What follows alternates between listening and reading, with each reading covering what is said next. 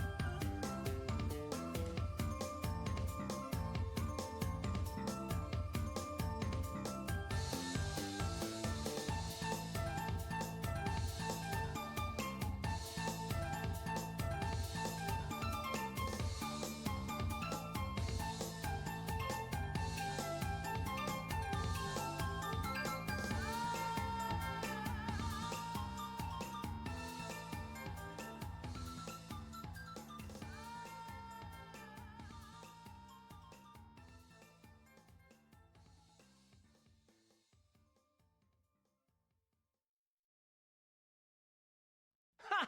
Think you can win at that level?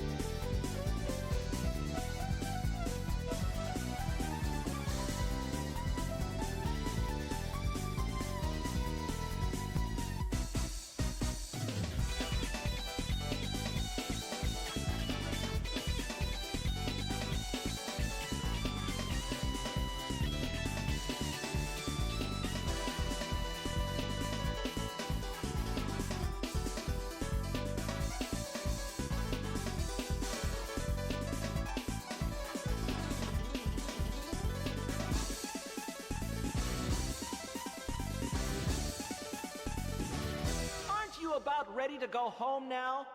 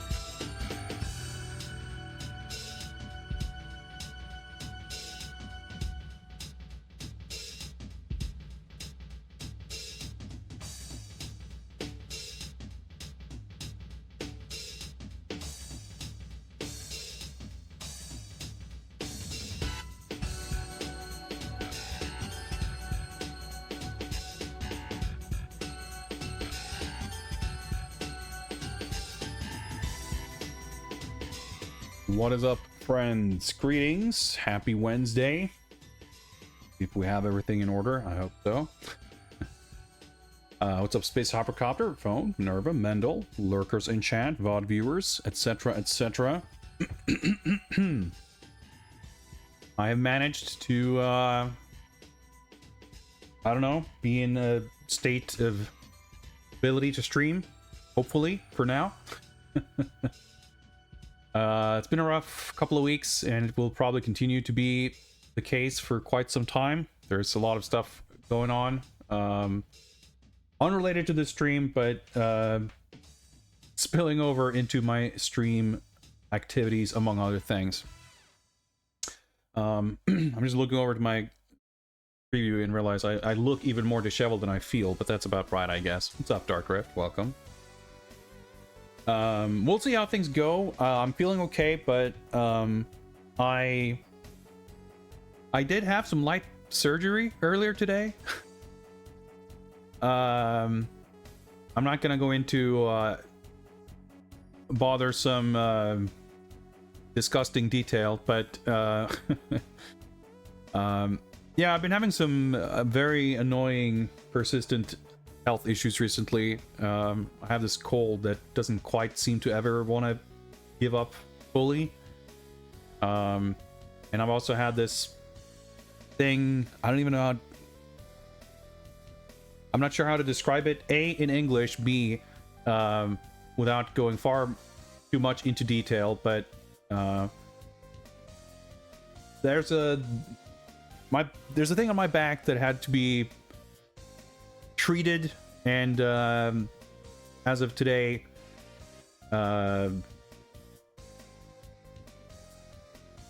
tampered with, let's say, and I'm a little bit sore, and it's just been it's been a rough couple of weeks for these reasons and others completely unrelated as well. It's just a bunch of stuff compounding, which have left me kind of occupied, kind of mentally drained, kind of physically drained, honestly.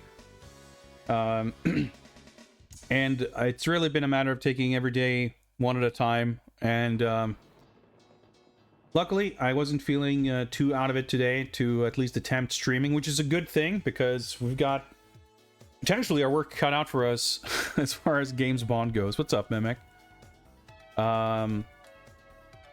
This is going to be a busy week because Summer Games Fest is upon us. And not just that, but there's like a bunch of other somewhat related things. As is usually the case these days, annoyingly, shit just gets announced out of nowhere, and it's like it's a whole mess. Like, it's fun and exciting to get a bunch of video game news, but Sony announced, I think yesterday, that they're doing their E3 thing, and that's tonight, 11 p.m. my time. And then IO Interactive posted a bunch of stuff, and they're doing a showcase thing of their own on Friday. I think that's going to be far too late for us to watch or do anything with that live. I think it's like 6 p.m. in some US time zone or something. What's up, McCall?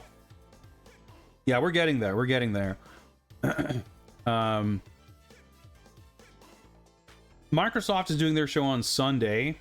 I didn't really even think too hard about whether or not I would try to restream that. It's possible. 5 Eastern. I remember looking at it briefly and thinking it seemed like it's late because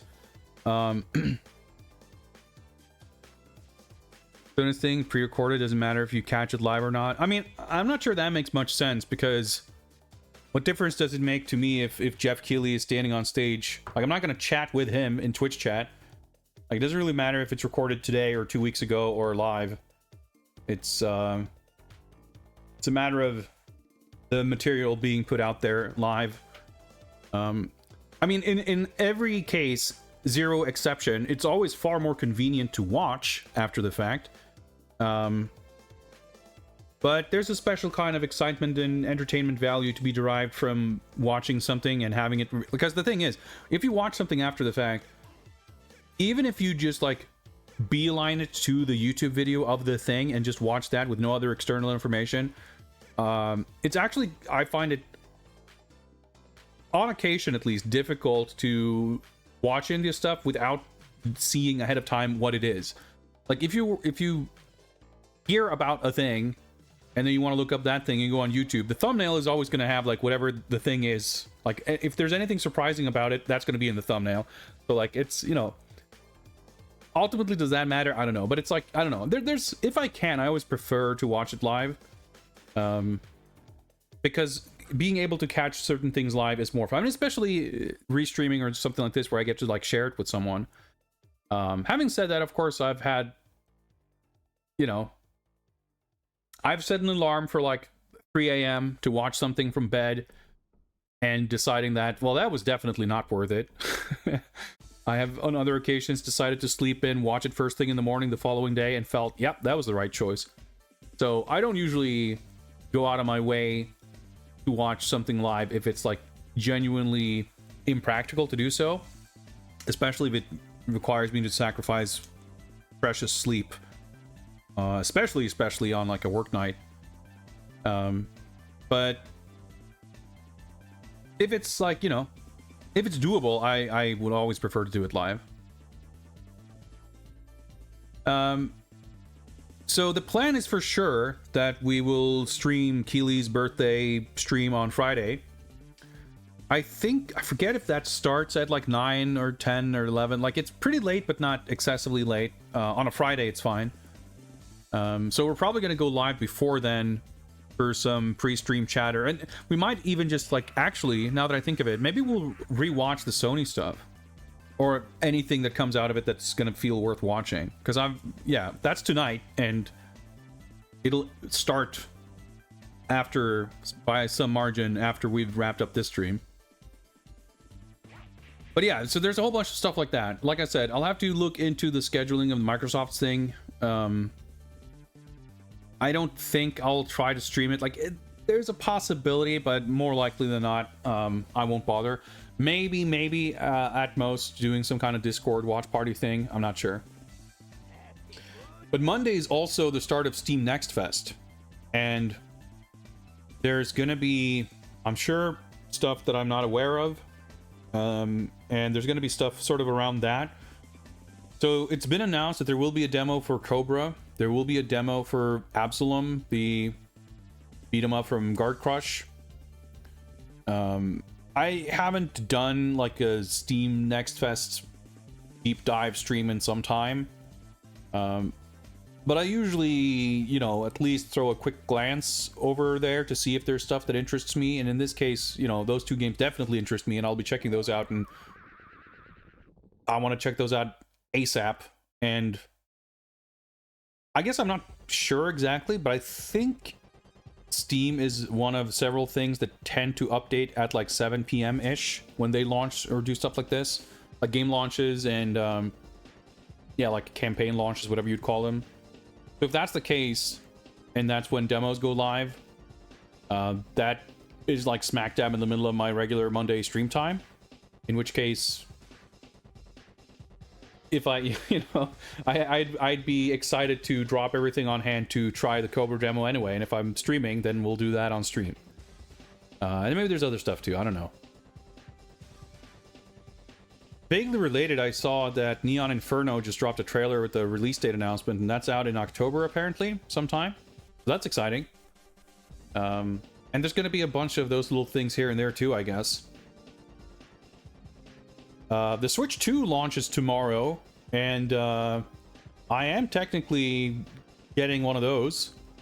It's been a little mysterious because I ordered it from Amazon in Germany, and they haven't charged me yet, which I find really confusing because Amazon typically charges you when you place the order, not when they ship. So I hope everything is like all right with that order. But that's set to arrive like next week. And it's just a weird thing because I'm like not excited about it at all. But that's also like I think partially down to everything about the Switch 2 launch is just kind of low-key and weird. I'm not like, the thing about it is like I'm not buying it because I'm excited about Mario Kart. Like I don't really care. It's more that, like, you know, it's been a couple of years. I'm like, feels about time to buy a new console. And the weird fucked up thing is, in the year 2025, you want to buy a console, it's like, well, I'd better buy it at launch, because if I wait 3 years to buy this thing, it's going to be $200 more expensive. So, like, you're not saving money by waiting, most likely. At least, you know, that appears to not be a thing anymore. Ideally, you know, in a perfect world, things start going down in price instead of going up in price over time again, but who the fuck knows? I mean, I would extremely have expected that I would be owning a PS5 by this point, which I don't. And they're only getting more expensive, and, like, the incentive to own one is only decreasing. Like, I still, on paper, do want one, because PS5 runs PS4 games better than the PS4. And, you know, I've got plenty of those in my backlog. But I'm not exactly excited about the prospect of getting one. And if I were to, like, if I wanted to play first-party Sony games that aren't on PS4, well, those are all coming to PC, so I could play them there if I really cared. It's just, yeah, you know. But, yeah, and so the Switch is in a similar situation. Like, I would really love for backwards compatibility to be, like, an actual boon for games, and unfortunately that doesn't seem like it would be the case. I never took that for granted, but I kind of was hoping and wishing, because, you know, there's games that just don't run super perfectly on the Switch, and for the last, like, I don't know, 3 to 5 years, it's been like, just play them on emulator and you'll get better performance. And it feels a bit of a, you know, underwhelming to buy a backwards compatible successor console that's still, like, you know, that, and for that to not change, and for that to still be kind of, well, it's like, you know, you want Metroid Dread to not have frame drops, well, PC it is, I guess, or whatever, you know. I mean, that game is at least hypothetically a game that might get a shot at some kind of a patch or update or something for it to run smoothly. But I mean, they're not doing, like, they haven't sent out hardware for to press or anything, so there's, like, no reviews or preview coverage or anything of that stuff. So who knows? But if all goes well, sometime early next week, I will have a new video game console. So it's like, I guess I should stream that. I don't know. But yeah, so as far as the busy schedule, IO Interactive did announce that they have a title for their James Bond game, and it's called 007 First Light. And I'm curious how exactly the kind of unfolding will be of that and other things, because they're doing their own showcase thing, so they'll be talking about that game. They're talking about Hitman on Switch 2. They're showing off or talking about whatever it's called, Mind's Eye, and who knows, maybe more stuff. But that doesn't preclude the possibility of Bond showing up at the PlayStation or Jeff Keighley thing, if only with, you know, which is increasingly common, I feel like, for these shows, to have like a 30-second teaser that announces the release of a trailer someplace else in several hours or a few days. Like, space at these shows is at a premium, so they'll just get the smallest slot they can get to say, hey, watch our thing to find out more. But if that's the case, you know, at least we might have our first look at it. And if they're announcing a release date, which I imagine they do, having, you know, had it in the oven for so long with no announcements, it'd be really weird if they announce and show the game and doesn't have a release date, I think. Either way, that is probably going to be revealed at their show late Friday. And that's like my number one anxiety. I don't know. Do people normally have a list of anxieties when it comes to game announcement shows? I don't know. If I do currently, I guess the list has one anxiety on it. And that anxiety is that they will announce that 007 First Light is released like fucking in July. Because that means I'm on a very strict timer, you know, for finishing the rest of Game Spawn. We don't have that many games left, but, you know, at the pace we've been going recently, it's going to take the rest of the year. And chances are, I would say, quite plausible that we don't have that much time. Yeah, there's a million weird things about the Switch 2 launch for sure. The the Switch 2 introduction demo thing being $10 is one of the things of all time, that's for sure. But anyway, yeah. I was hoping that between today and Saturday rather, we would be able to make some decent progress in GoldenEye and work our ways towards finishing the game. We've got a couple of chunky actual real proper games, and then we've got a couple of handhelds and mobile games left before the end of the list. So I think we've got our work cut out for us as far as the rest of the summer, beyond most likely. But hopefully we can finish all the games in ample time to get ready for 007 First Light.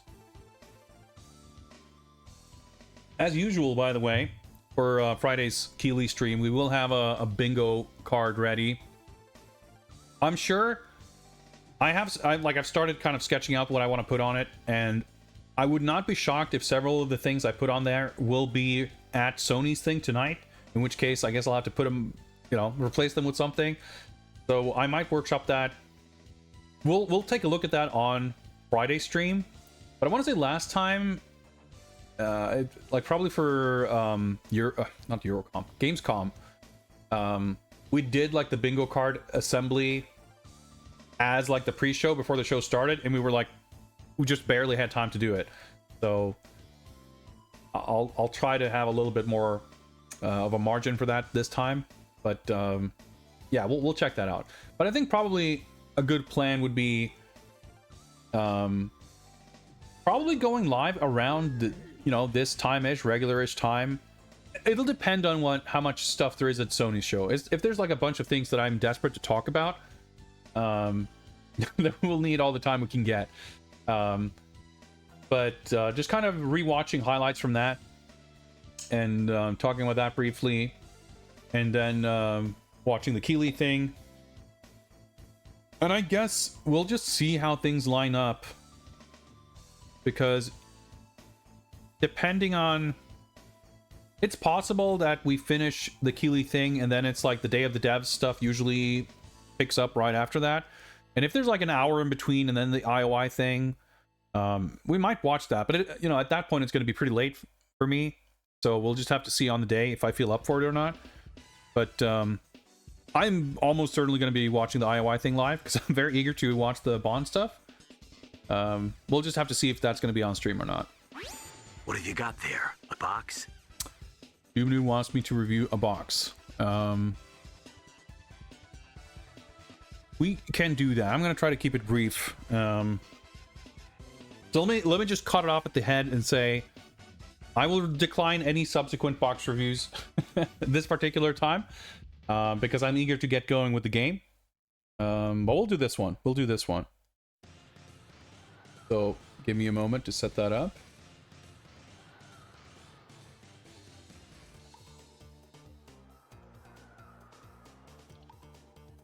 Hop on over here in the meantime.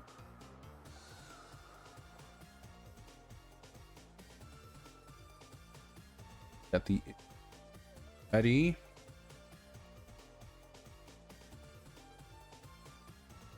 We are looking at Masters of the Universe has come to life. Masters of the Universe has come to life. Masters of the Universe, the movie, CBM 64-128, Gremlin, CBM 64-128. They sure were eager to put a bunch of text and letters on this package. I'm actually a little curious from the image. What kind of package that I guess it's one of those plastic clamshell things for a tape, because it certainly doesn't look like a tape. Like the format of it doesn't look like a cassette insert. But I don't know. Obviously this uses artwork from the movie, which is, appropriate for a movie-based game. I think the the artwork's awesome, but I feel like everything that isn't the artwork is kind of fucking things up. I think my least favorite thing about the whole thing, I mean, I kind of hate the text on the sides. I don't know, it's just kind of weird. Hate is strong because it's like a charming piece of copy, but it's like a weird thing to have on the box like that. But the thing that I genuinely dislike is the movie. Like, that's a weird thing to put on there, and it's especially weird that it's like just this weird little text in a font that doesn't match anything else. It especially doesn't match the vibe of the logo or the it's why is it on there? I mean, the movie isn't called Masters of the Universe, the movie is called Masters of the Universe. So they had to clarify that this game is the movie, which you would think is like quite clear based on the imagery. And even if that wasn't clear, I feel like it's a weird thing to like want. Putting the movie on there is like a disambiguation to avoid people getting it confused with the toys or the comics or the cartoon. But it's like the movie was like the least popular thing out of all those things. So would it really be a bad thing if someone confused this for the cartoon? I don't know. I don't get it. And especially, like, why did they choose this font for this little of a movie? That's like my old... The image is awesome. Like, the illustration, the poster is awesome. But I like, my brain just ignores it and becomes laser focused on this dumbass the movie text. So, like, that's, you know, a bit unfortunate. There's only so much the layout and design of the cover can do to, you know, drag down the quality of the artwork, but it's not exactly, you know, being showcased at its best either. So it's like, if I had access to this artwork and was tasked with packaging a game to sell it, like, I mean, the Gremlin logo needs to be there, obviously, and they have, like, you know, the bottom is fine. The little frame classifying the different versions and whatever. But it's like, why? I don't know. I mean, I guess it's the way it's formatted. Like, they needed to make it narrower to fit.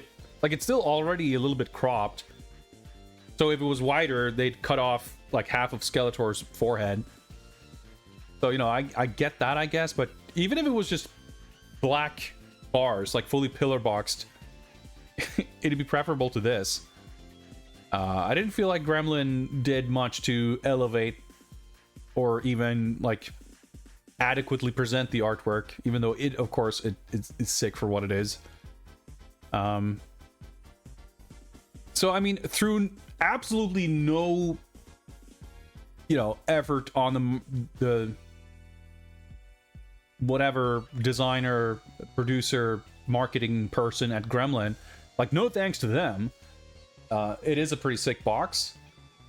It's just got some unfortunate stuff going on, but ultimately, like, the power of the artwork and everything, I reckon it's still, you know, I'm feeling a little generous, but I think 3 is just strictly average, and it's like a, you know, 4.5 star illustration with like a 1.5 star video game publisher layout work on top, which, like, the power of the artwork is so much stronger than the shittiness of the layout, so it still averages out to about 4 stars. But that's my justification. So there you go. That's my review of Masters of the Universe Has Come to Life, Masters of the Universe, the movie. Mild hint of it in the city. Yeah, we've got some, we get to see how much of the, I don't know, like, LA back alleys that we... If the city was as present as it is here, like, that's maybe what you would like. It's a little bit more present than this in the film, though. Anyway, we're done with this. Thank you very much. Let's move along. Like I said, I'm feeling a little bit of pressure. I mean, not even with the First Light stuff, but just in general, I was already feeling not feeling bad, but like I was feeling the frustration with James Bond progressing a little bit slower than I would like. And then I'm getting hit by sickness and a bunch of other stuff, making it even more difficult to pick up the pace. So that's why I'm eager to try to make as much progress as I can. Vantis, greetings. Thanks for the follow. Appreciate that. So without further ado, let's hop on over to the James Bond scene.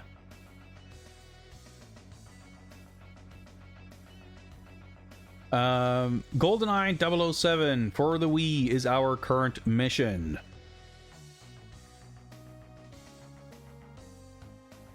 It's kind of an interesting game so far. It's a weird game.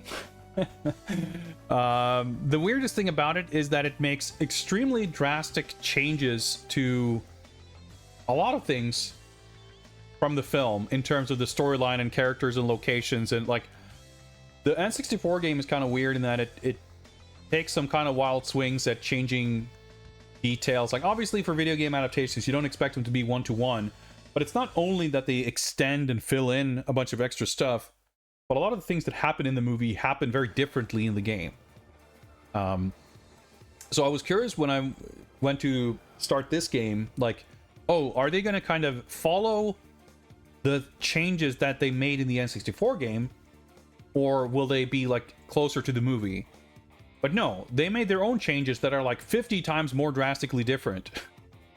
And it's also really weird because they don't have any of the actors from the original film. Daniel Craig is Bond, which is, you know, all right, fair, that's a thing. But it's not set in the 90s, so it's like a contemporary setting. None of the other characters look or sound like they do in the film. The locations for some of the stuff is different. The plot, like orders of plot events have been changed. And it's just, I don't know, it's very peculiar. It's very peculiar. But not entirely unenjoyable. I think it's a shame. Like, I think the visual aesthetic of the game, even though it's like this late era kind of PS2 Wii stuff, I think is really cool and fascinating in terms of even when going for realism, the technical limitations force a degree of stylization that make these kind of graphics to me far more interesting and appealing to look at than like Xbox 360 graphics of a similar era, or in general, I guess. But as far as like production design and the overall aesthetic and vibes, like GoldenEye the film has a very particular look and sound to it, which was actually very faithfully recreated in the N64 game. And for a 2010 Wii game, it's like if they had made an effort to replicate that look, it would have been so novel and cool and interesting. But they didn't do that, so instead it looks like way more generic from kind of an art direction standpoint. Even though I like the graphics, like the visual identity of it is just like not really there. And there's some stuff you'll see, because we're going to replay the level we played last time because we failed an objective. We have to replay it to try to finish it proper. This nightclub level that actually looks super cool. There's a lot of really cool visual tricks. Like there's a lot of stuff in the game that's really awesome to look at. But in terms of like, there's nothing in this game where you would look at it and say, oh, that's GoldenEye. Like whether you're comparing it to the old game or the film, like it's just not a thing at all. It's a bit weird.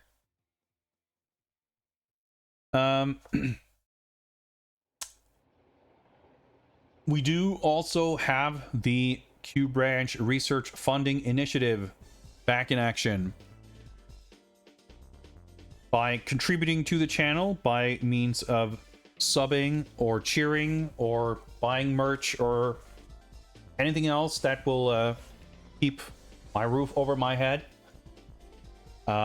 those funds will be directly channeled into Q Branch to develop the necessary technology that will enable us to play the next secret mission, which will be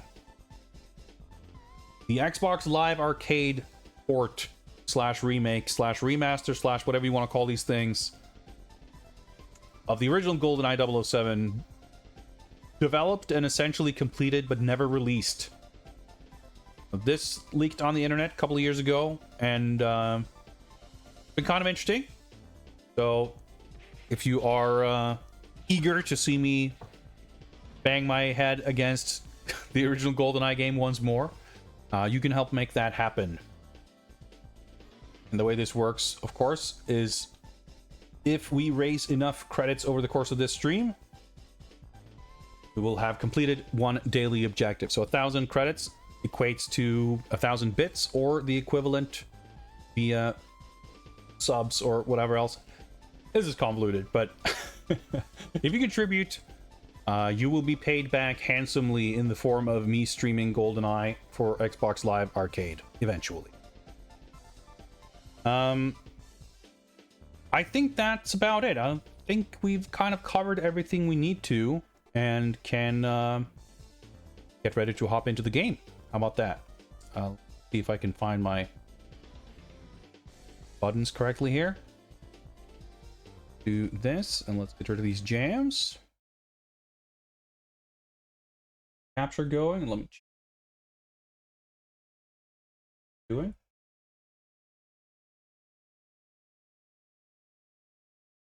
So since the last stream, I have consulted the oh, let's moment.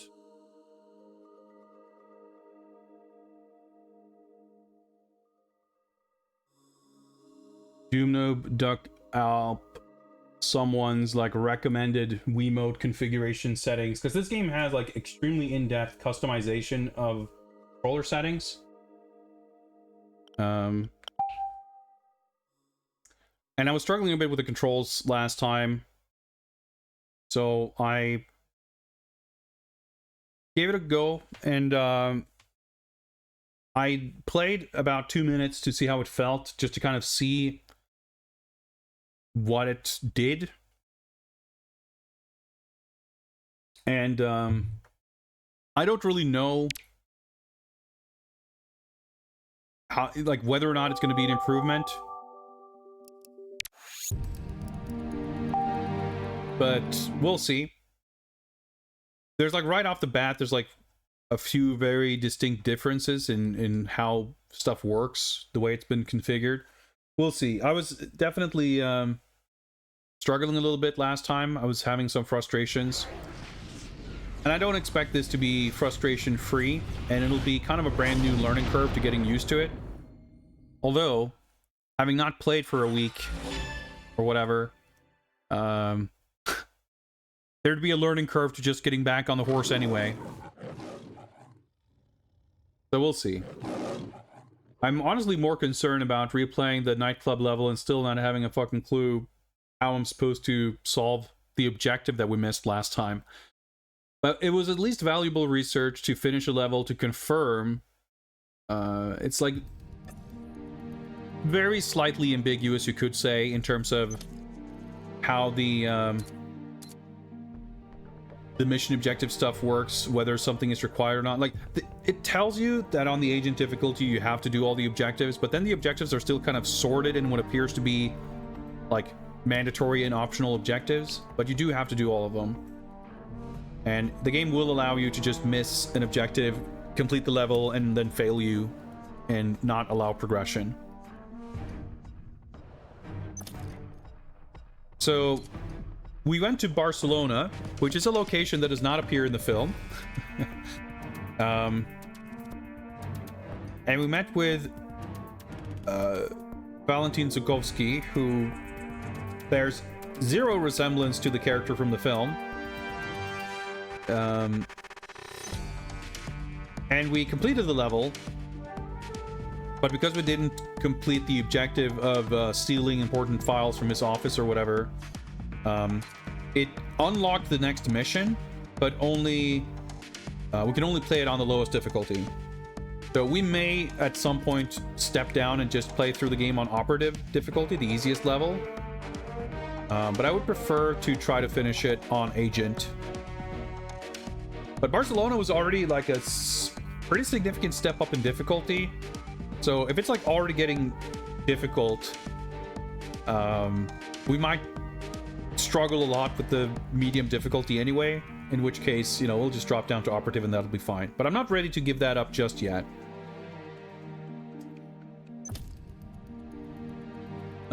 So we'd never actually played it on operative, but because we cleared it but failed the optional objectives on agent, it still counts as having completed it on operative, and at least that's a nice gesture. I don't think it works like that in the original GoldenEye, but I'm not really sure. The objective stuff in general, I think, is the way it's handled is a bit peculiar, because they kind of kept some of the awkward stuff from the old game in terms of it like allowing you to miss things and everything, but then it doesn't really do, I don't know. I like when some of these games are a bit more streamlined in terms of, you know, you don't have to spend a bunch of time figuring out what the game actually wants you to do. Like, you don't have to parse and interpret the mission objectives. You just kind of go through levels and you do cool stuff, and that's like fine. And then you might have optional alternate things you can do, you know, the hidden bond moves and stuff. But here, like, it's all mandatory and it's kind of on the way, but it's still weirdly missable. And I don't know, I feel like they probably had some desire to kind of make it specifically a bit closer to the way it is in GoldenEye, but I'm not sure if I think that was a super great choice. Like, at least with how the levels are designed, they're still kind of mostly designed as fairly linear action levels, but then it's like they deliberately made some things a little bit more convoluted in order to make it a challenge to find and figure out the objectives. But that particular challenge, in my mind, isn't very fun. Like, it doesn't add the ability to fuck up an objective because you couldn't figure out what you're supposed to do. It doesn't really add anything to the game, in my opinion, or it doesn't add to my enjoyment anyway. But let's do it. Let's go back to Barcelona on agent difficulty and see if we can do it. Start the timer.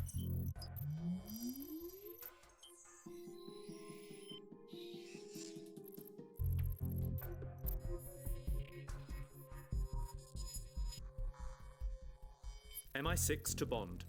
We've discovered that Urumov has been receiving large cash transfers that trace back to a Nigerian shell corporation known as the Janus Group.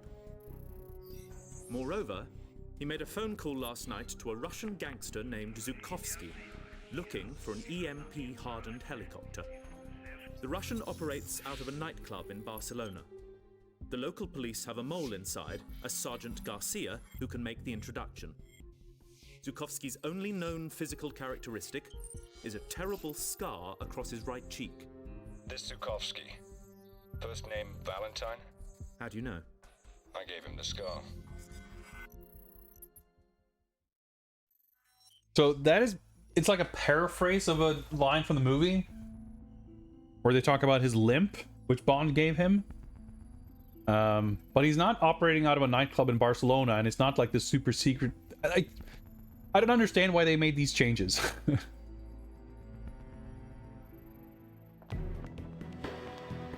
Like, this is a visually kind of cool level, but not from GoldenEye.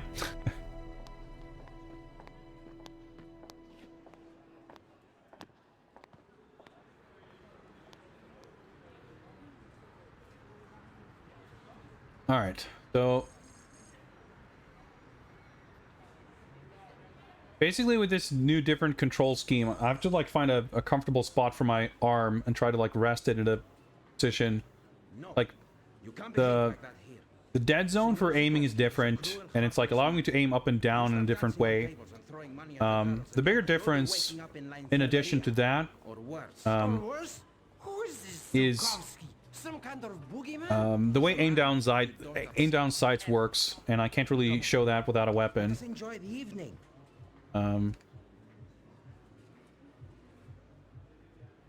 Basically, the dead zone setup will allow me to move the camera and turn around a bit more, even when I'm aiming down sights, which wasn't really possible with the standard settings. Sorry, senor, but we do not have any tickets available for this evening. Yeah, but what about that man? He just walked in. I actually walked in before he said that line this time. Bond, you can use the face recognition app on your smartphone to locate Sergeant Garcia. Thank you. So that phone call came through on my Wiimote also, which makes it really awkward because it's like in weird surround stereo.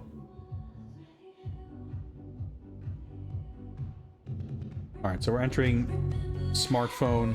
I don't know why it's showing me here. My smartphone button. Yeah. Okay, because I can't scan this guy also.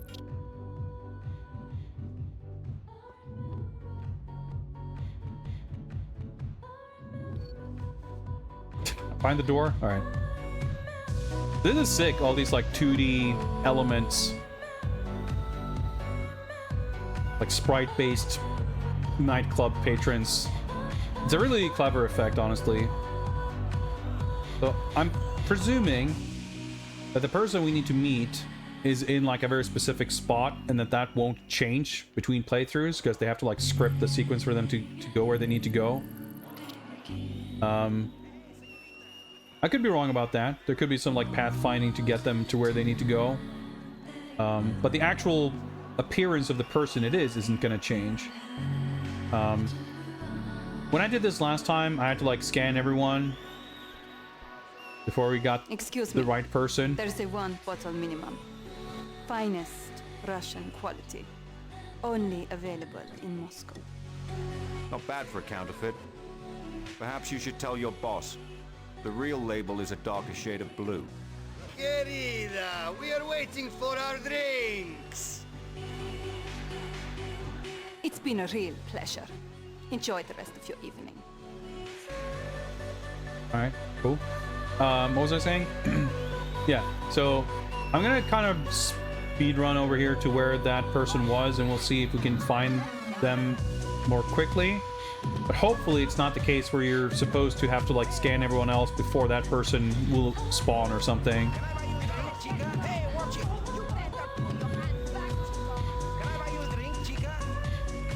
I'm a little nervous about the arm fatigue waggle type situation here, but we'll see how it goes. Think that's her? Yeah. So she's just standing here. You just walk up to her. Makes it a little easier. Sergeant Garcia? Sígueme, Mr. Bond. So getting to this point... Oh yeah, I should... the pause button? There we go. I have to like look down at my controller. So apologies if the camera keeps like shaking around like crazy. It requires significant effort to like keep the aim steady. I'm actually going to try leaning my hand on my desk and just pointing it sort of upwards to the screen and see if that works better, because otherwise I have to kind of sit over here with my hand either in my lap or on my armrest, and it's just, I don't know, I'm finding it difficult to keep my hand in some sort of a relaxed neutral position. Anyway, we're going to meet with Zukovsky.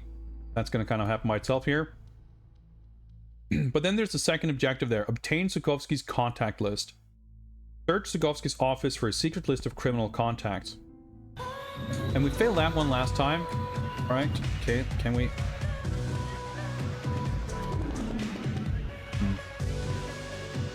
Doesn't work super well.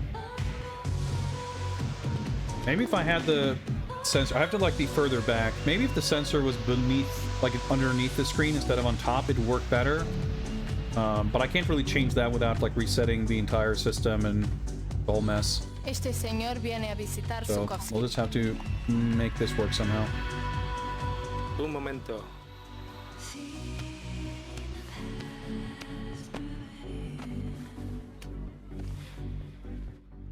Oh yeah, Venga, pasa. this level is just absurdly dark. It's going to be impossible to see anything. Te debe honor. Alright, see ya. But the real interesting thing is going to be, of course, once we start having to shoot people, how the whole aiming type situation is going to work. So the little eye information icon there, that tells us that there's like an objective nearby, right? So these little indicator markers that lets you know that there's a mission objective nearby, or you can use your phone or whatever it is. The range on them is like pretty generous, so it seems reasonable to assume that it's going to inform me that like, oh, there's something inside there, because that's Tarkovsky's office in there. But the fact that it's flat, like, it doesn't really help us, right? Like, it doesn't really narrow things down, and it doesn't really direct me. Like, I could figure out on my own that when I have an objective in his office that, you know, that this is his office. But I swear I could never. We'll have to spend a little look more at time this another time to woman. see if we can figure out how to access his secret crime files. Tell me, Mr. Bond, give me one reason I shouldn't press this button and bring my men up here to use that tuxedo for target practice. You could, but why waste bullets when you've got an EMP weapon? Wait here.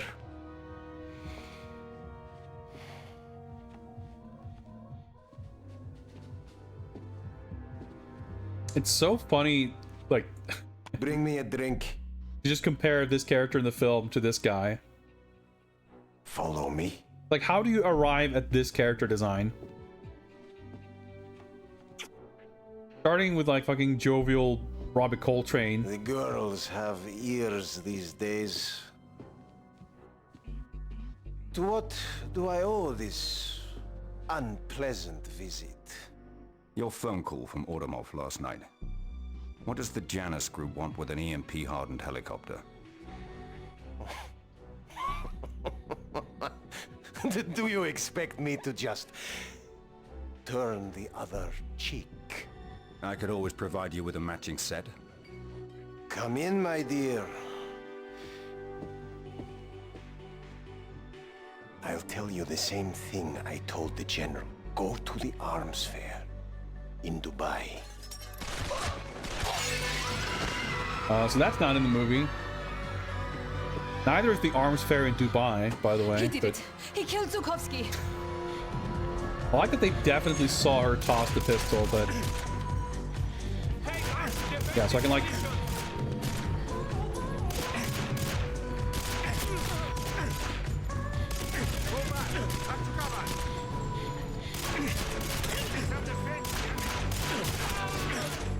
Guys are kind of tanky. So the ADS snap is still there. It still should be there anyway.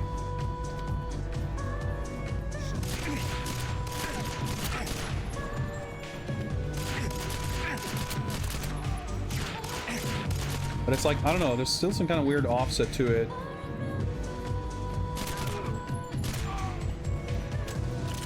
So that's his office. Let's go back in here. And it's like, is there something we need to interact with to find something hidden? Like, we couldn't be able to, like, we didn't seem able to do anything with this laptop. We'll bring up the phone in a moment, but... And, like, because everything is pitch black, I can't see what I'm looking at anywhere. But it's like, let's read the objective again. Search Zukovsky's office for a secret list of criminal contacts. So, you know, it could be some sort of a hidden switch to open a secret compartment type situation, right? I don't think we can, like, close the door and look behind it. I want to say that we definitely brought up the smartphone, tried to do something with that last time. But, you know, whatever we tried, we didn't succeed, obviously, so let's try again.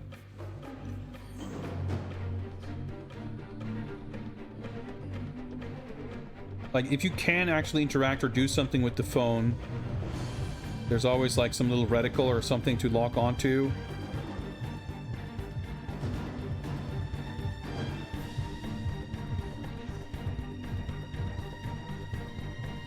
Crouch underneath his desk. Like, I'm not crazy, right? There's like... doesn't seem to be a lot more here that we can search for. And usually when you... well, typically, if you can interact, there's like a big button prompt. How's the gyro control? Because it looks jacked. I'm currently playing with a set of like recommended controls from a forum post because I was struggling a bit with the default controls. They're probably going to take a little getting used to. basically the way this works compared to the regular controls is I can turn a little bit faster, have a little bit more control over the aiming. And once I, like with the default controls, when you go into aim down sights, like you can't really turn around like this. You kind of get locked to the same viewing direction. But there's still this kind of thing, right? So if you look at where my cursor is, I point it off center, and if I go to the edge of my dead zone, it starts turning. But within this dead zone, I can like aim it around, and the view doesn't really, I mean, it shifts a little bit, but not really. So if I put the reticle over this painting, and then I hold the aim down sights thing, try that again. I aim to where I was pointing. So like I point to the nose of the top left portrait on this painting, I zoom in, and that's where I'm aiming. But when I let go of the aim button, I'm now aiming over here. Because what happens is when I go into aim down sights, the camera is centering on where I was aiming, but my cursor is still pointing to the left of center. So when I zoom back out, I'm now pointing left of center. So like I'm not aiming in the same spot anymore. That combined with when you do this and there's enemies nearby, the camera will automatically lock. And also, if I try to gesture with my hands while talking, that'll happen. It'll like auto lock on, which is super helpful, but sometimes it doesn't lock on and it's not super clear why. It could be like a range thing. It could be a line of sight thing. But if you expect it to lock on to an enemy and then it doesn't, it's very easy to get kind of disoriented and you're not sure where you're aiming relative to stuff. I don't know. Maybe we're supposed to shoot or punch or do stuff here. I don't know. There's like a melee attack, but it doesn't, like, this doesn't line up with any other kind of interaction we've had before. But we've never had to search someone's secret crime files in their office previously either, so I don't really have a frame of reference. I'm assuming that this is his office anyway. But I also can, like, as far as I can tell, it's probably darker on my screen than it is on yours. But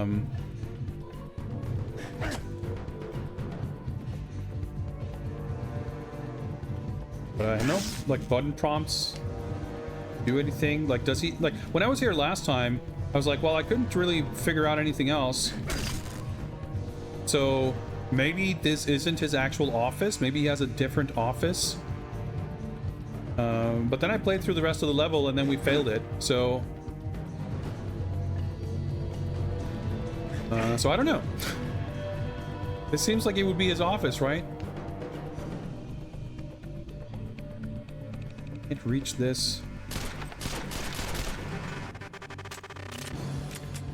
Like, there's not a lot of furniture or objects or, you know, things to interact with where you might expect to find a secret list of crime files. That's how you reload. That's how you reload. But yeah, in addition to everything I just listed about the control stuff, like, it's also a matter of physically how I'm sitting, and like, the Wii and the Wiimote isn't really designed to be played at a desk. So that's going to add a degree of awkwardness. Just, cool.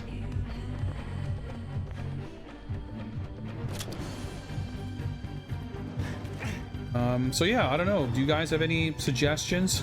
At this point, I'd be fine, honestly, if someone told me what I was supposed to do, because I think, honestly, again, I think it's kind of a failing of the game. Like, getting objectives that are this vague and then, like, just having to understand what the game wants us to do isn't something that I think adds to the experience particularly.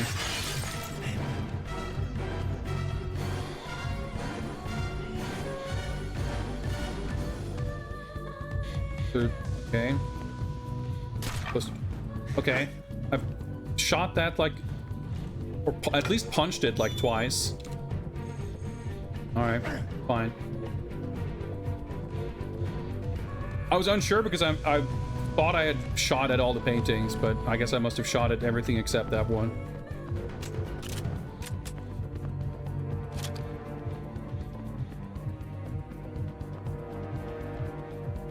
Oh, loading stutters.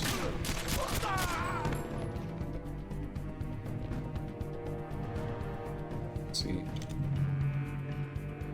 This revolver's pretty good, but I don't think... Yeah, like you always have your service pistol. But then you can carry 2 additional weapons.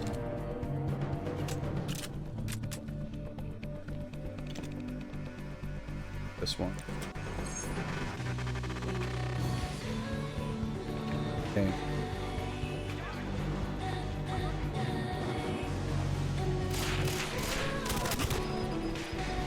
Yeah. Oh, see, shit like that. You move your aim a little bit, but so now I can actually like kind of move my aim around while in this mode, which I couldn't do previously. Is that an enemy? I don't know. Shoot a little bit over there. I guess it was. Yeah, you'll shoot guys a few times like that and they won't die. But I know to be a little bit more careful this time.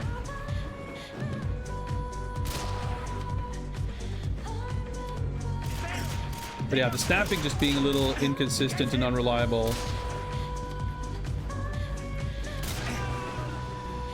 makes this kind of awkward.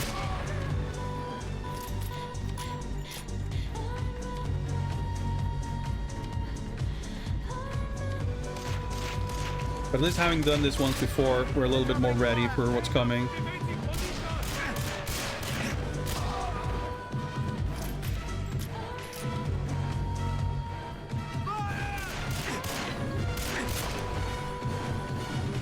You do have like regenerating Call of Duty health.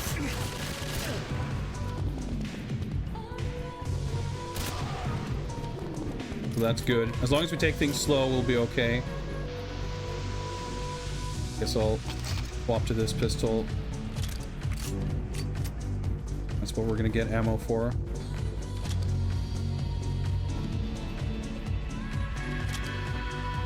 But yeah, the whole thing about like aiming versus turning being like completely separate actions can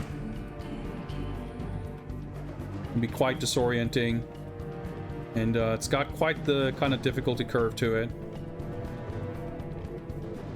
Checkpoint. Thank you.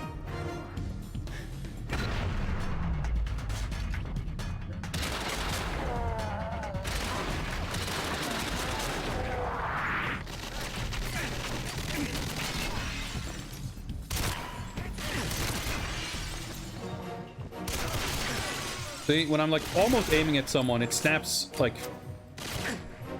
just like you would want it to.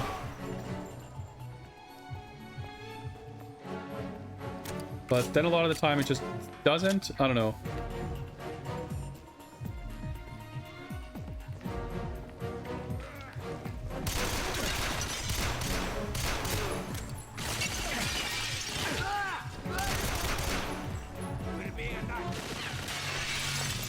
Then you have this stuff where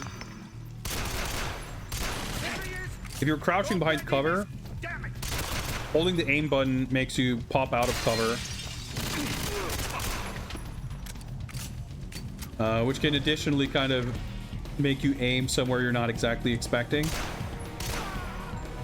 I think I hit him. I heard someone shout.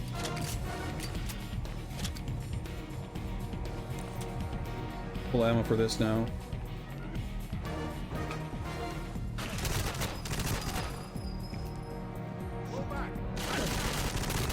But under controlled enough circumstances, it actually feels pretty good.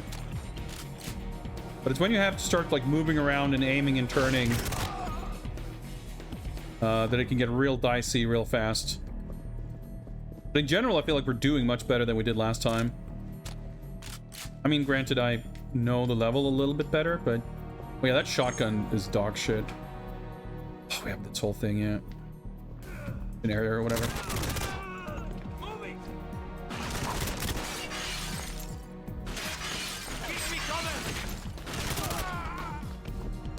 But that's the thing now. Now that I actually can shift the camera around while aiming, it means that if I'm like popping out and I'm like not aiming quite correctly, I can actually adjust and move over, which isn't really something you can do with the original default controls.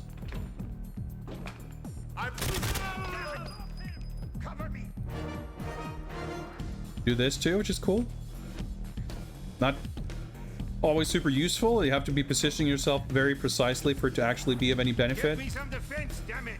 Get him! Defend! But that's fun. Basically, I think a lot of the snapping and stuff like that, it doesn't kind of work at range. Makes it quite awkward. I know I'm being shot at by other people, but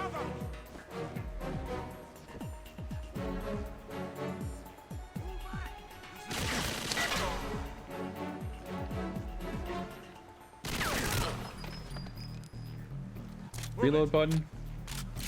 What's up, Cyber Nomad? For GoldenEyeing, waggling.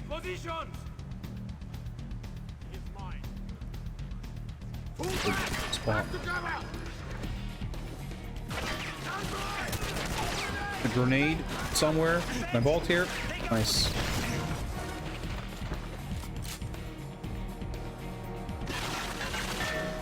Let's move out. Like that, being able to shift over to that guy and shoot him, that's not something I would have been able to do with the old controls. Look out. Grenade. Thank you for warning me.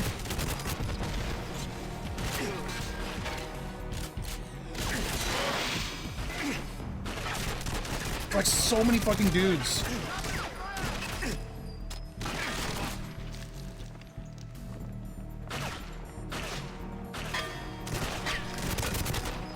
It's just like kind of awkward space. But there's so many blanks.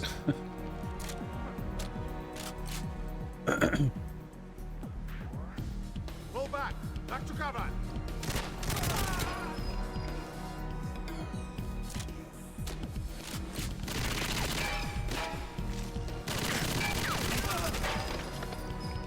Well, about comparing this to something with Resident Evil, I mean, the games are so different. Like Resident Evil, you're not moving and shooting for one, or you're not moving and aiming at the same time, even. So the pace of the movement and the pace of the game is really different.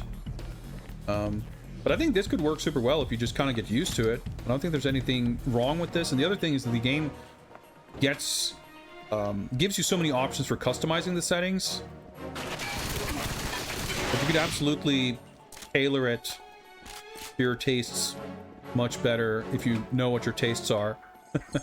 I don't really.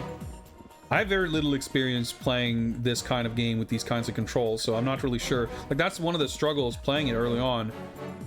I could tell that I was a bit struggling a bit with it, and I could tell that there's a million settings, but I wouldn't know what I would want to change because I can't tell what's going to make it feel more comfortable. What was the FPS that I ranked as S tier? Probably Nightfire. Not Agent on Fire. Everything or Nothing is the God game, but that's not a first-person shooter. Console Nightfire, to be precise. But if you go to the Games Bond channel on my Discord, you can find the tier list linked.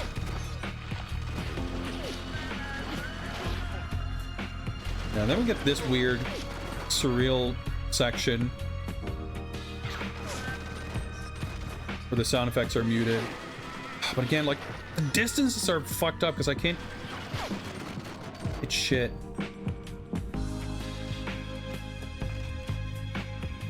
Nightfire is, like, a little bit of a mixed bag in some ways. Like, it's awesome, but the levels are a bit too long, especially compared to Everything or Nothing. It has, like, 2-minute long levels, which is awesome.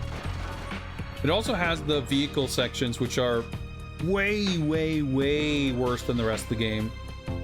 The driving bits are, like, not great, but then you have the underwater level that has, like, super long, like, sections without checkpoints that are really kind of tedious to to redo.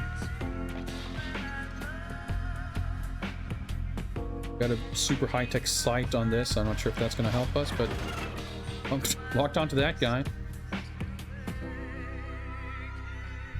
It's so weird. Like, whenever you pick up a weapon, it's never fully loaded.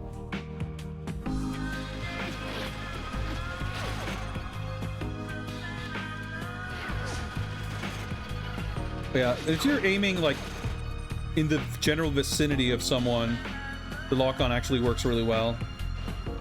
I must have had some experiences early on where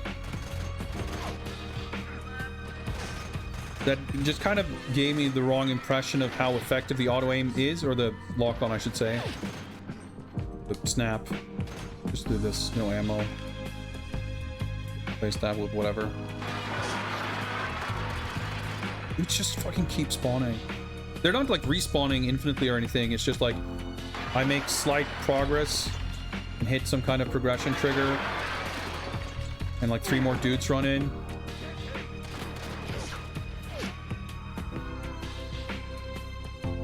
That like keeps happening.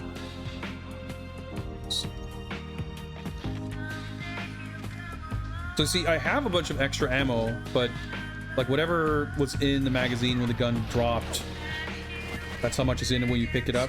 So you always have to reload your gun after picking it up, which like gets a little annoying. Up so crates. Yeah, like they're kind of dancing around it a little bit because obviously Activision has nothing to do with the Rare game. But you know, they don't have to say the words Nintendo or Rare. They can just say, you know, the GoldenEye video game. And you know, in some ways it takes a few bits from that, but not really. But the weirder thing again is that it's not like just an updated, like new adaptation of the same film, because for all the liberties the Rare game took with the film's plot, it didn't fucking completely make up locations and set it in a different time period. And like, yeah, this one is so weird. Like, why are we at a fucking Barcelona nightclub learning about the arms fair in Dubai? It's not set in the 90s. It looks totally different. So there's like nothing about this that makes you think that it's supposed to be GoldenEye, except for the fact that it says GoldenEye. All right, that level felt way longer last time.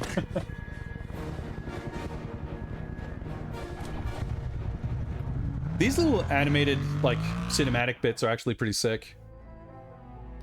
I guess it was still a fucking half hour.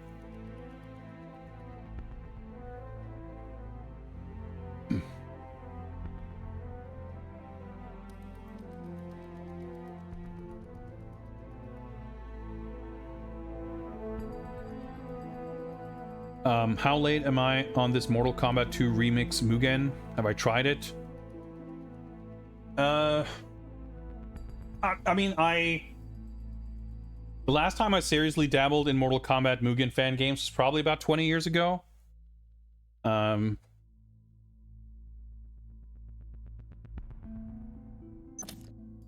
it's not really something I delve into frequently or deeply. There's like a million things like that. I have things I like and dislike about them in general. Begin secure transmission. We've identified the woman who murdered Zukovsky as Xenia Onatop. Oh, She's okay. ex-Russian military, assigned to General Orumov during the Russian invasion of Georgia. The two of them entered Dubai last night on false passports, presumably to attend the annual military arms fair, featuring a demonstration of a brand new EMP-hardened helicopter. So, your mission is to make sure that helicopter doesn't fall into Arumov's hands. Your contact at the Dubai Arms Fair is Sky Briggs. And one last thing, James. Unspeakable horror awaits you. I know how you must feel about Orumov killing 006. But until we know more about the Janus Group, Orumov is worth more to us alive than dead. MI6 out. I'm so confused, because I thought they made a whole point out of Orumov having the helicopter in the damn mission. Like, there was a helicopter, a super secret high-tech future Airwolf helicopter at that location that we had to take secret photos of. But he still has to steal this helicopter? I'm confused. Like, why did they add that to the damn, like, what? I guess the way they describe it here is like, because he finds the EMP helicopter that like gets them on the trail to Zukovsky, or I don't know. So in the film, the damn mission is like, that's a flashback. Well, it's, or whatever. There's a time skip. It's like 9 years in between or whatever, right? So like the whole thing, I mean, yes, it involves Oromov, and yes, it involves Trevelyan, but it is presented as essentially an unrelated situation and incident.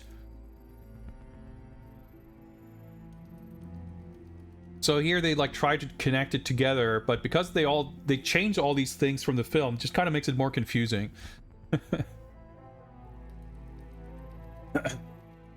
No, but there's like 8,000 million billion open board games and Mugen games and Ikemen games and stuff that are on paper are something that would interest me, but it's not the kind of thing I'm like staying on top of to play every new one that comes out or like anything like that. It'd be fun to take a look at, but not really something that's on the agenda currently. But yeah, the thing about like MK fan game stuff is that it's always, I wouldn't say that it's a frustrating experience as such, but there's always like, it's the kind of thing that I would want to, like, I have worked on things like that in the past. And it's things, and even then it's like, I enjoyed tinkering with it and like collaborating with some people, but ultimately like everyone has their own vision for what they would want it to be. And I mean, it's kind of the same thing with Streets of Rage Remake, which I worked on as well, where it's like I kind of lost interest contributing to it because the people who were kind of in charge of the project had a very different vision of what they wanted it to be than I did.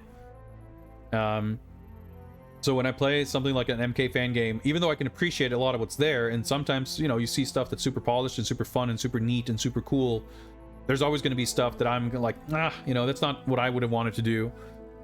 Which kind of I don't want to say that it mars the experience, but it's like almost, especially when it comes to streaming, I feel like I'd be pointing out that kind of stuff. So I don't know, I have a very particular kind of perspective on those kinds of things. I don't know, everyone keeps saying that the open board He-Man game looks sick, and I think it looks like dog shit because it's like, I mean, it's matches about the quality of animation on the cartoon, I guess, because it's all like paper doll animation, so you have someone who's like standing there in 3/4 perspective, just leaning back and forth and rotating, and it just looks awful. But I mean, open board is interesting because you get like 2,000 million games that are, you know, nothing, and then you have some stuff that has like 800 characters and they've got like super in-depth mechanics, and it's like, I mean, it's the exact same thing with those kinds of things, right? There are games like on there that I would be very interested in studying and looking at it, but I played, there was that the demo version that came out like a year ago, maybe a couple of months ago, of Fight Forever, I think it's called. It's like a Final Fight thing, and I don't remember if I played it on stream or if I just played it off. I think I just played it offline actually, and it's like, it's very polished, but then you have these like Final Fight characters with like 8,000 different special moves and cancels and combos, and you know, you have to do 8 combos in a regular bread for him to die, and it's like, ugh, just makes it more tedious. And especially these games that have like rosters of like 50, 60, 120 characters.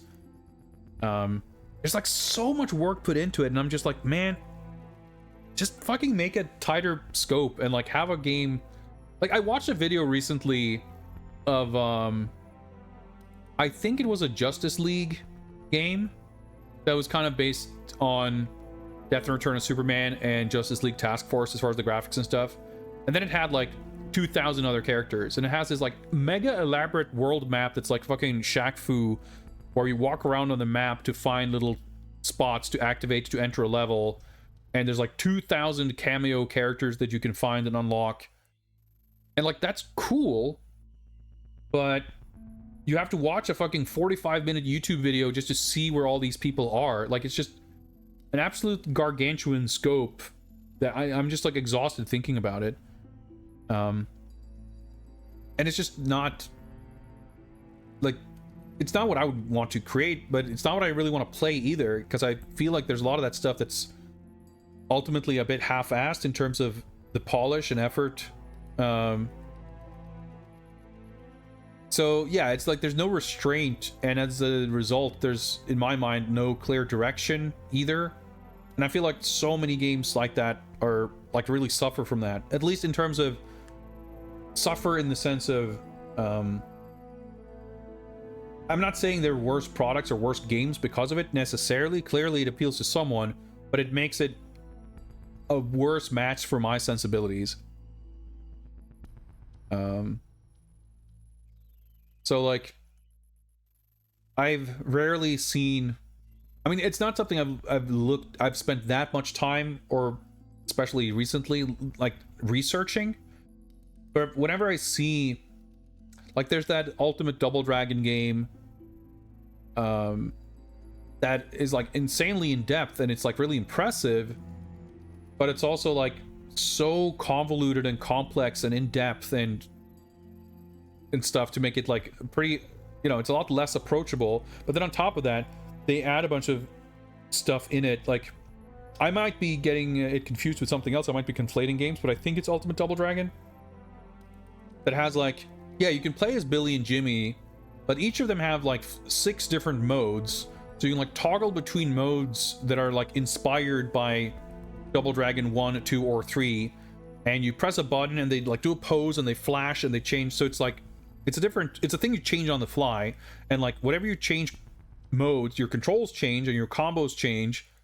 But then you can like, oh, you can swap into Killer Instinct mode, and then you get like Killer Instinct combo system and stuff. So they add all this shit in it, and then it's like, oh yeah, you can also play as Macho Man Randy Savage from WrestleFest, and you can play as Spawn from the Super Nintendo Spawn game, and you can play as Jago from Killer Instinct or whatever. And it's just like, it's I don't want to begrudge anyone for like putting the shit they love into a game because they think it's fun and cool. That's beautiful. Like, enjoy your gaming. Like, that's great. But it doesn't, like, it's not what I'm looking for in a Double Dragon game.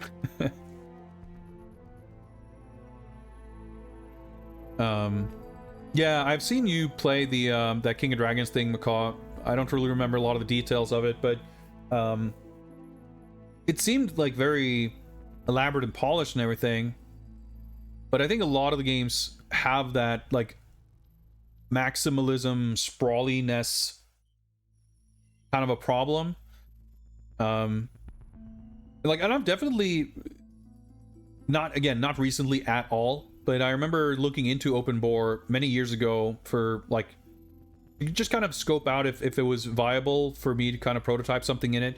And what I arrived at, unfortunately, is open bore in particular is like extremely flexible, but it's a weird kind of thing where it's billing itself as this kind of accessible, user-friendly thing, and it's like you can tweak the stuff that it ships with by sort of replacing image files, but as soon as you want to add any degree of functionality, it's like you kind of hit a brick wall. Like, it's not at all like Mugen, where the scripting language is pretty straightforward and you can like reverse engineer how things are built to add to it.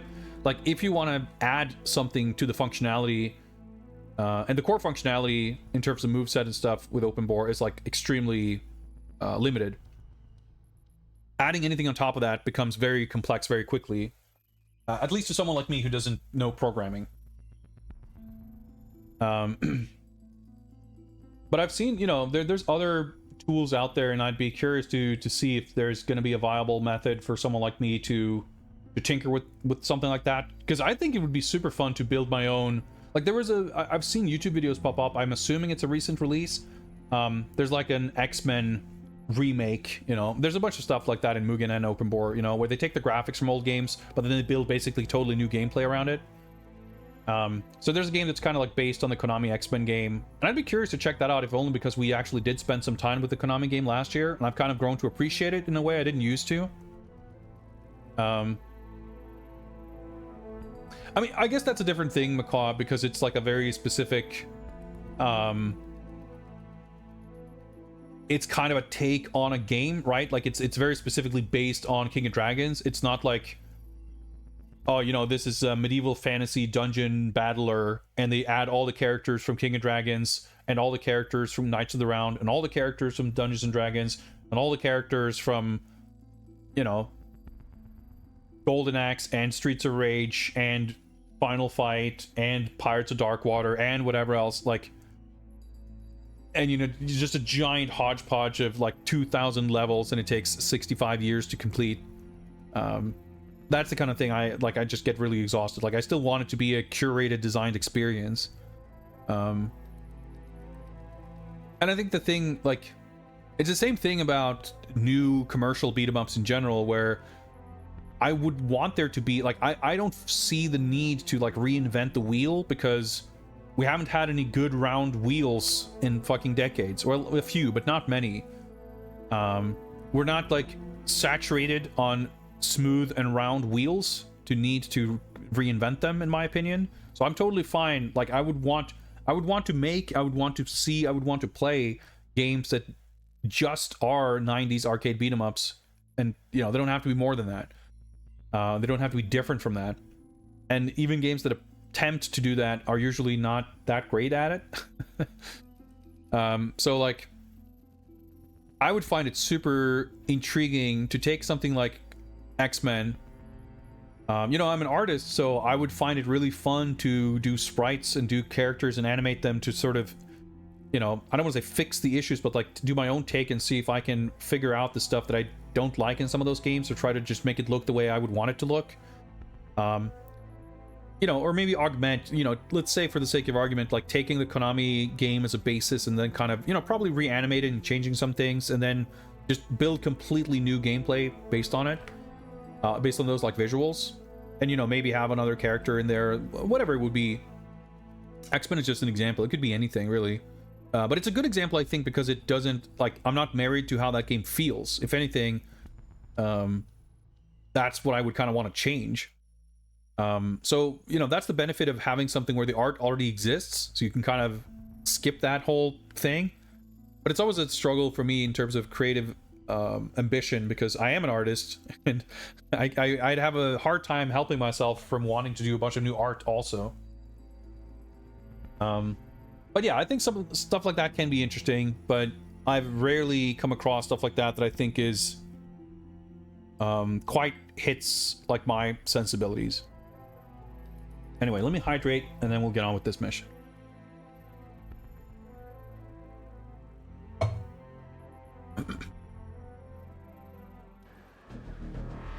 So there is a carrier ship, but it's in like Monaco or something.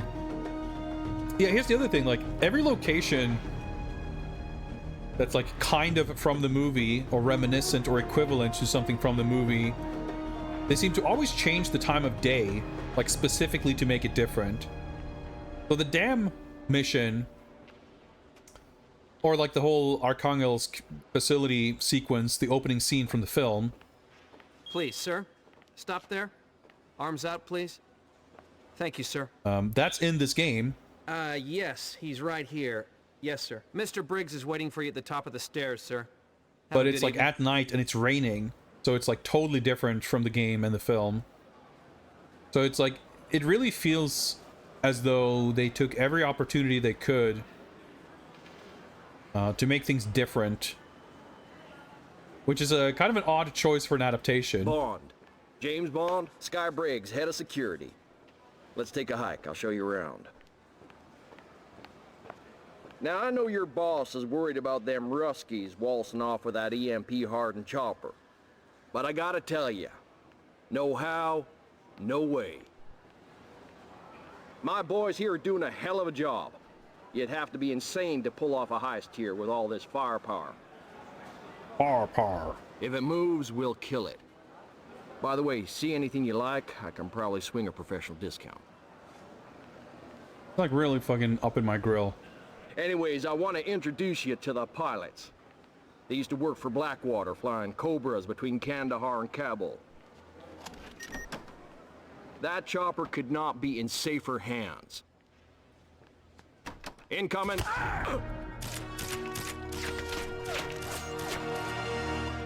Oh well. Keep him from reaching the ship! This plays out a little bit differently.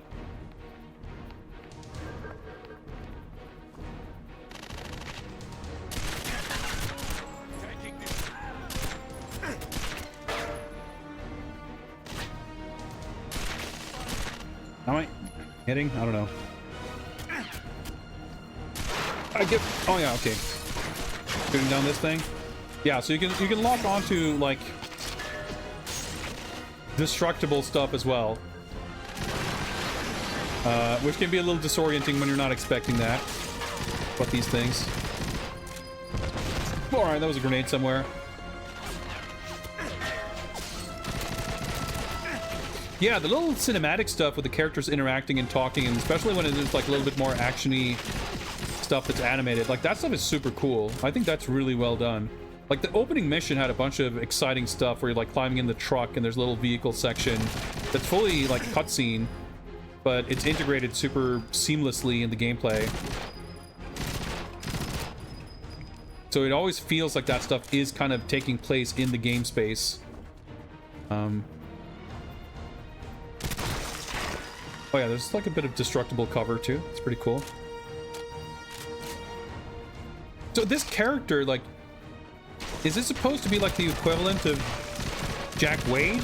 Even though he like has nothing to do with this part of the plot or the movie? They just wanted to have an American with an accent to like fill the quota. Incoming! Grenade!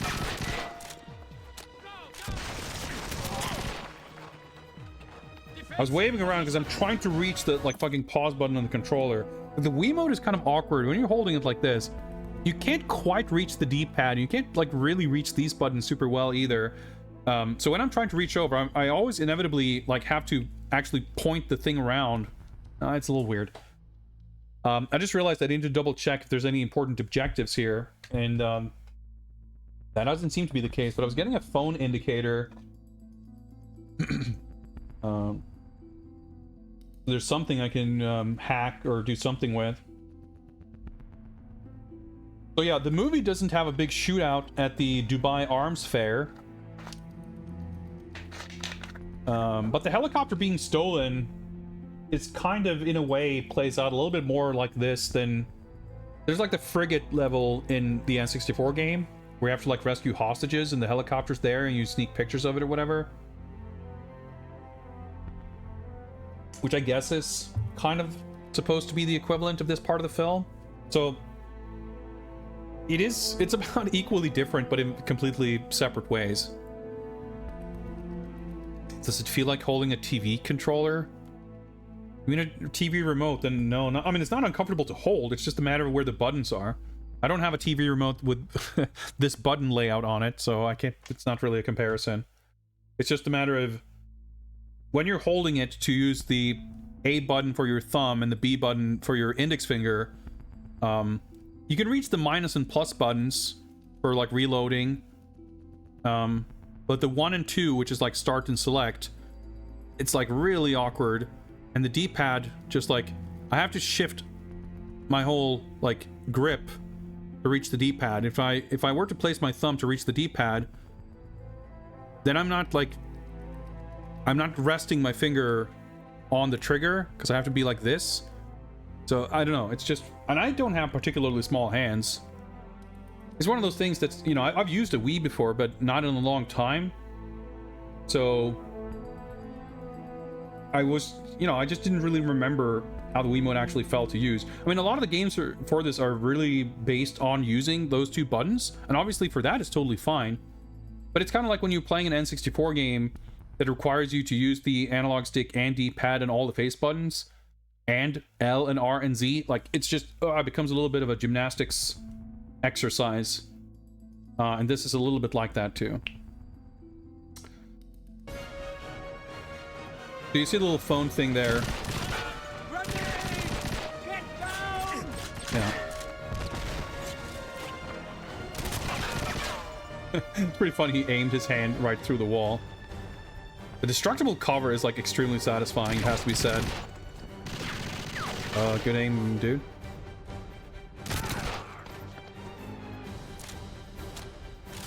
So yeah, now that I have to try to reach my phone.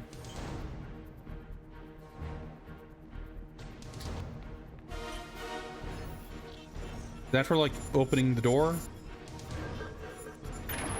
I guess so, okay. I'm not doing great on ammo. Well, never mind. Silenced Hawksman. Well, I can replace this for a silenced one. For gonna do for me, that's like a USP, I guess. Checkpoint, I would hope, soon.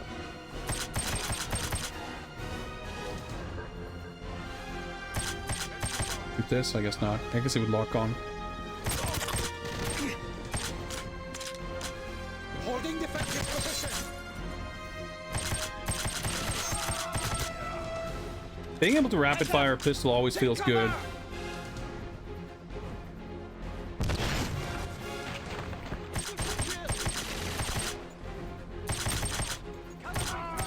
But they definitely take an unfortunate number of hits to go down. Like if you shoot someone 2 or 3 times like that and they still keep standing, it's just unsatisfying. Cygnus 9 with reflex sight. Better, I guess.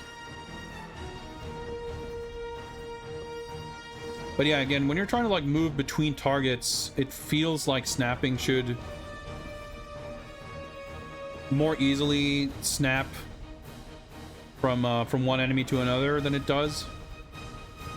Tetrand, Deck Group, Vindo Corporation, Cerber Systems. Cerber System. I like that they put their company name twice. Alright, checkpoint. Good.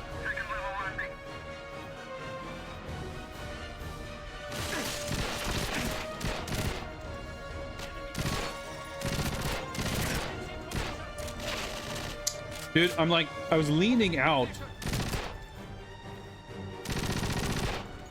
And then I like stopped leaning and I was just like standing out in the open.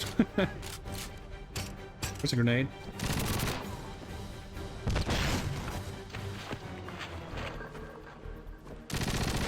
Oh, I see. That was too far away for that to lock on automatically before, or to like snap.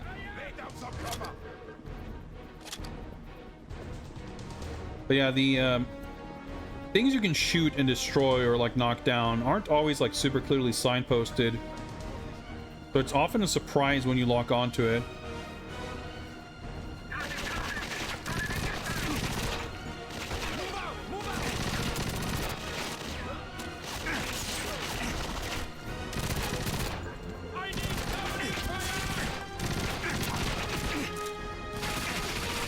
A lot of hits.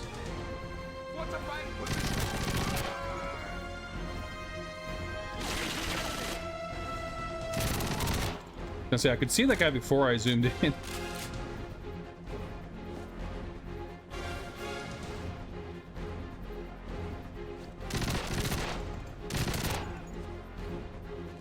Yeah, overall the guns, like the sound design's not bad. I had to like reshuffle my seating position. I probably can't vault here.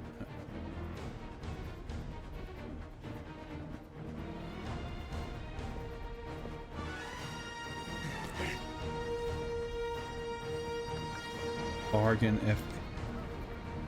All these gun names. What do I have here? The Hawksman. Oh, it's P90.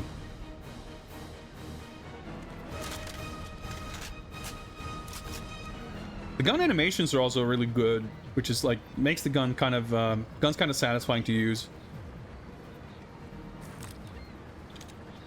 But it's going to be really interesting to play this on the PS3 later on to see how different that looks and feels.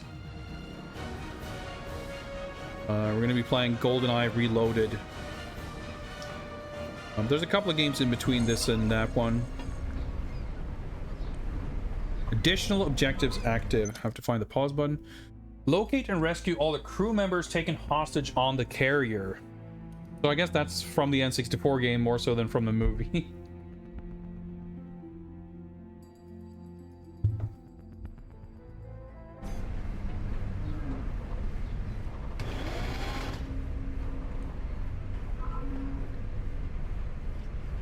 Crouch so that I can enter spaces. I guess we have a map, which is helpful, but I'm not sure if the map's probably not gonna show us hostages or anything.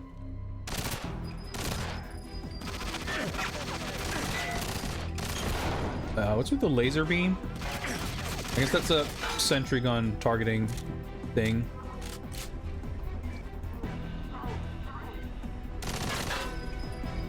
Figured trying to go stealthy wasn't going to be much help. I didn't realize the guy was still there.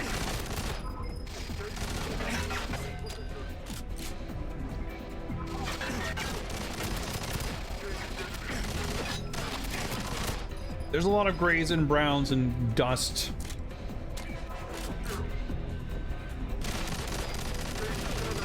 Okay, I guess I can't shoot that thing.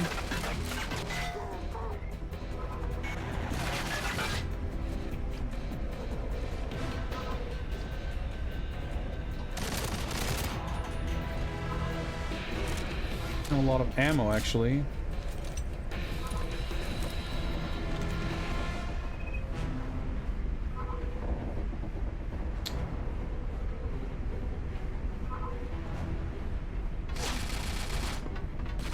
Okay, wait. Shot. Okay, now I can use my phone for something somewhere.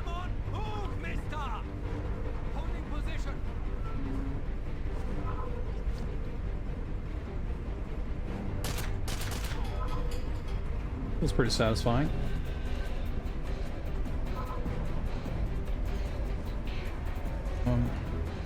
Find the phone.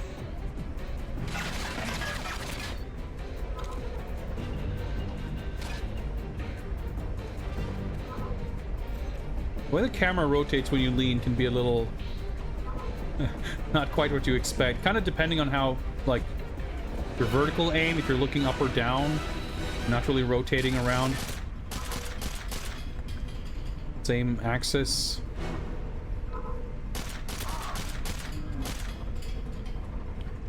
Didn't get him.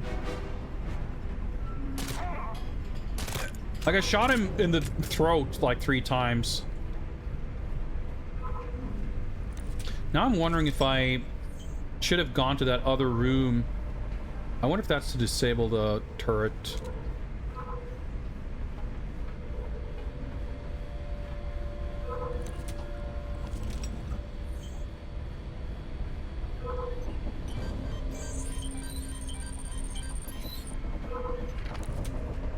It hacked a big lever on the floor.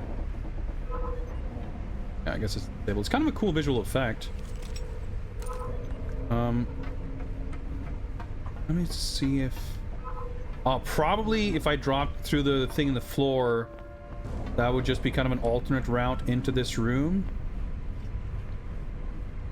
Seems to be a thing in this game.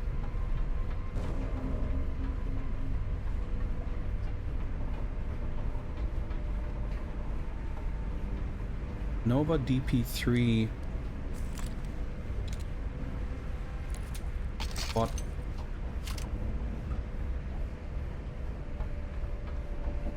Maybe this is a gun that other dudes have. Okay, am I still in the same room? I think so. Yeah. Can we scrounge up some ammo?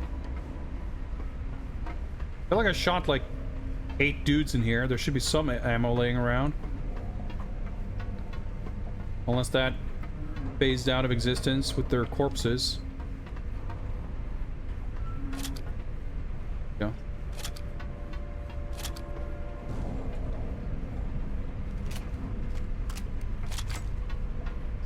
I'm not even really sure where to look for hostages or how to know if I've like advanced too far.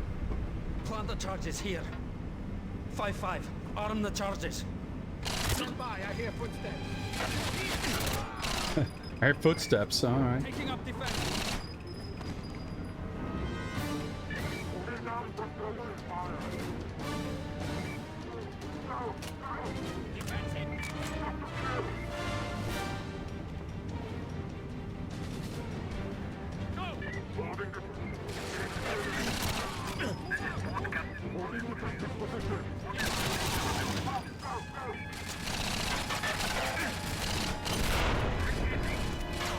Hopefully no hostages too close to here.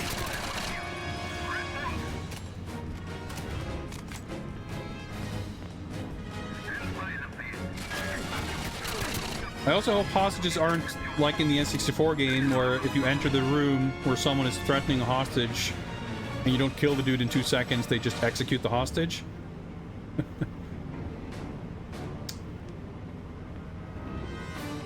There's like so many different weapons. I'm not really sure what you should be sticking with. Checkpoint.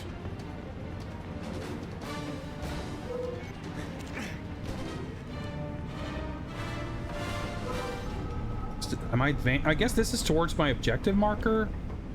I don't want to advance too quickly because that means I'm quite possibly missing the hostages. Because it said like 0 out of 3, which makes me think that they're all like spread out.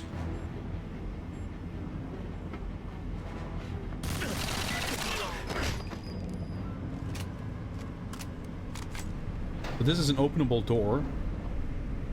Haven't been a lot of those, but is that going to bring me to the object? Oh this is why I don't. Okay.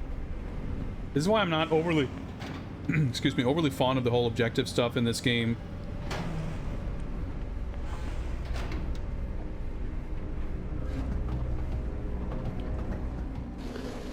Or, you know, kind of the way it's handled anyway. Grab the hostages. Okay. Oh, I didn't mean to. Oh, I'm trying to not walk up this ladder. Okay. He seemed to imply that there were hostages behind here. So we might be on the right track.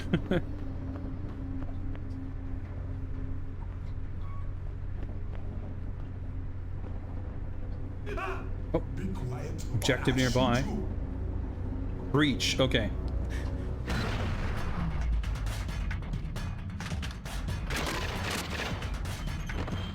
You know what? If we're gonna have these little breach sequences, I'm actually fine with it being kind of like the N64 game. Thank you. But you've got to know, they're planning to blow up the ship. Stay here. Help is on the way. Blow up the ship. All right. Don't try to get off the ship. Just stay put. Hair's itchy. My head. Technically not my hair, but whatever. Is that a P90 that I can't pick up because my ammo is full? I guess so. Satisfying to hoover up guns, but confusing when you don't notice that you picked up ammo. Alright, so you know, hopefully maybe these guys are kind of on the way. We'll see. I guess we'll see more of those objective things indicating when a hostage is nearby. Just hopefully we're getting close enough to see those things. Yep, okay. Well, that looks like a little hostage room. Shut up! Get down!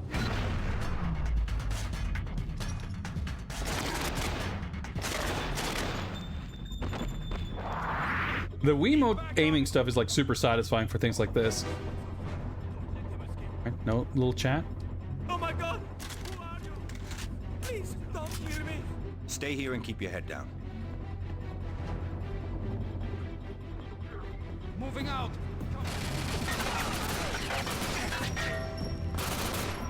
Oh, there was 2 guys there. I see.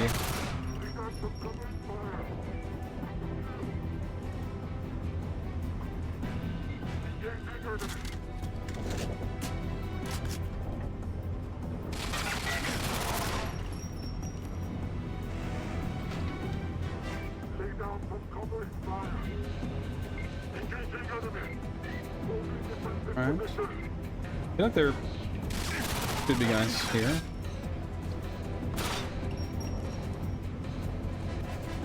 Oh, okay.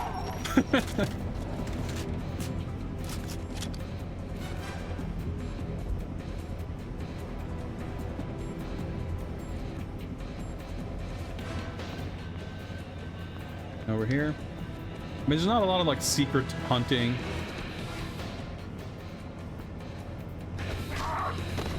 I'm not sure what he was waiting for, but okay, a lot of ANOVA DP3s. That's like the UMP or whatever. I think we can swap. Oh, no, I have one of these except with a laser sight, so I think I'll stick to this. But I guess we have full ammo, so we can use this for a bit.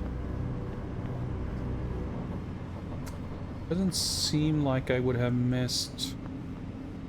Yeah, there's a lot of stuff like this where you seem to be able to enter rooms from different directions and stuff. The level design of this game is... I don't know. It's a very good thing we have the map, because I still managed to kind of get a little bit lost, or at least unsure if I'm heading the right direction.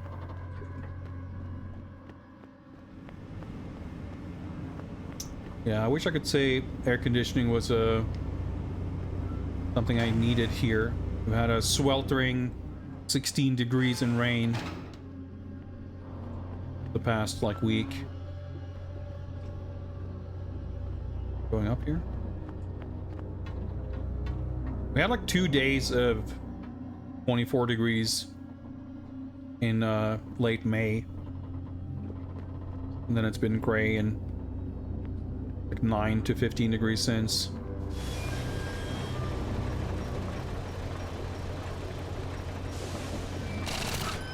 Go for some summer personally.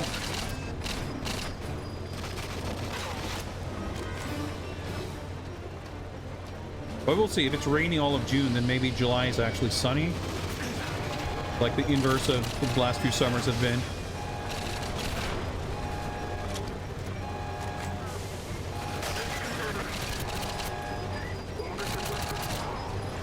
It's like you can't go too quickly into locking on after releasing aim on one dude. I'm not sure exactly. Alright. I can hack something, but I'd rather make sure I'm not shot at the same time. I'm not going to bolt down there. Is there a Wi-Fi node anywhere here? There we go. It actually was that.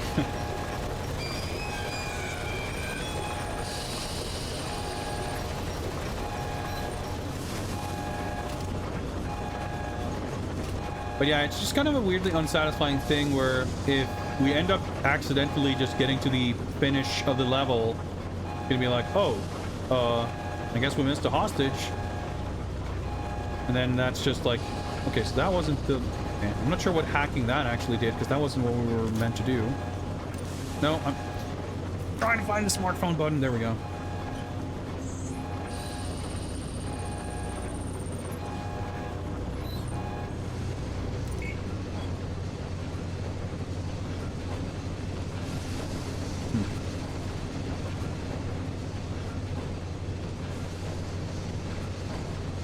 Like, just putting those objective hostage rooms 100% in the way, unmissable, I think would have been fine. I mean, they seem to be quite hard to miss, admittedly.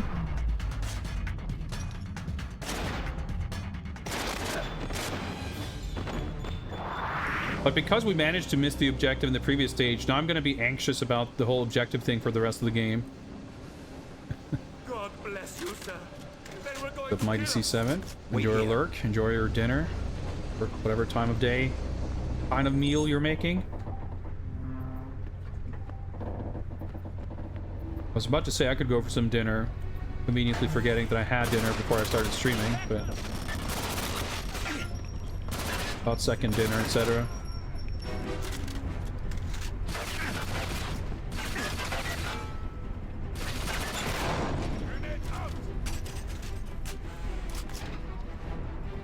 The depth of field blur when you reload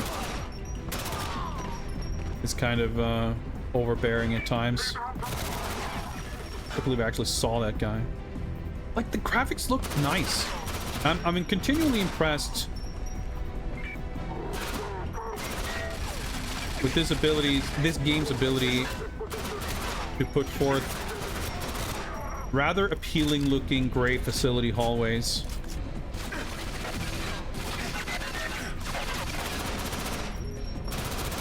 We've seen a lot of James Bond gray facility hallways, and certainly Bond is not the only kind of game to feature gray facility hallways. I mean, this is technically not exactly a facility nor a hallway, but, you know, it basically counts. And as far as that kind of environment goes, I think this game actually does a very good job of making them visually appealing.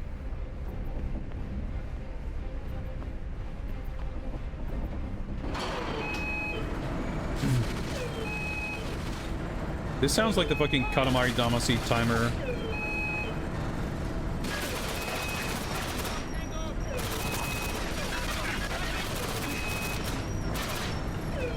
See, if you try to go too quickly, it just doesn't quite snap you to the guy.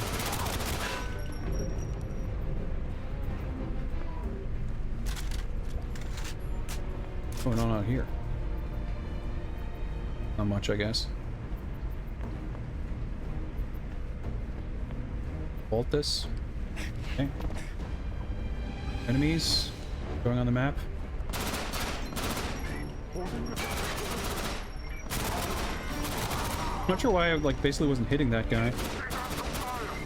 Or that guy for that matter. Okay, you can at least change weapon to interrupt the reload.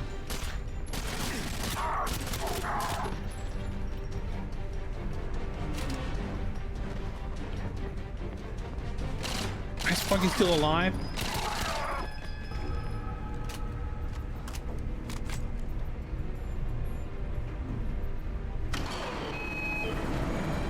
Alright, we're riding the King of all Cosmos elevator.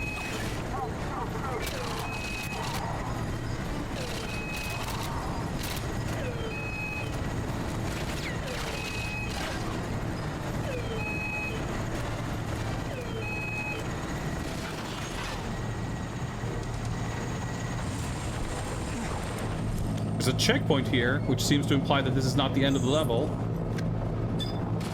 QTE, alright. Little Bond move there. Escape from the carrier. Alright, we heard a little Bond music there. Very vaguely, hard to make out, but...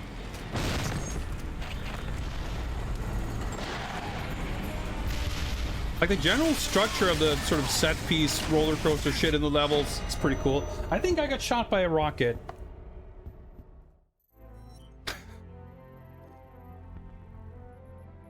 Will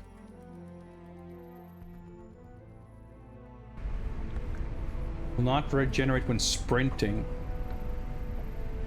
Pretty sure sprinting is not like a specific command. I'm assuming they just mean moving at full speed. I'm pretty sure that missile went to my left. That's what it looked like to me, but I was just trying to go fast.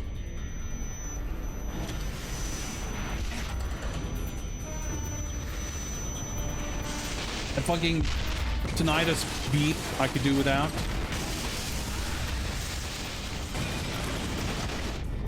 Okay, just don't hug the wall, I guess. I thought there was a guy there, but I'm not sure we have to worry too much about guys. Never mind, we have to worry about guys. I'm just gonna rest here for a little bit.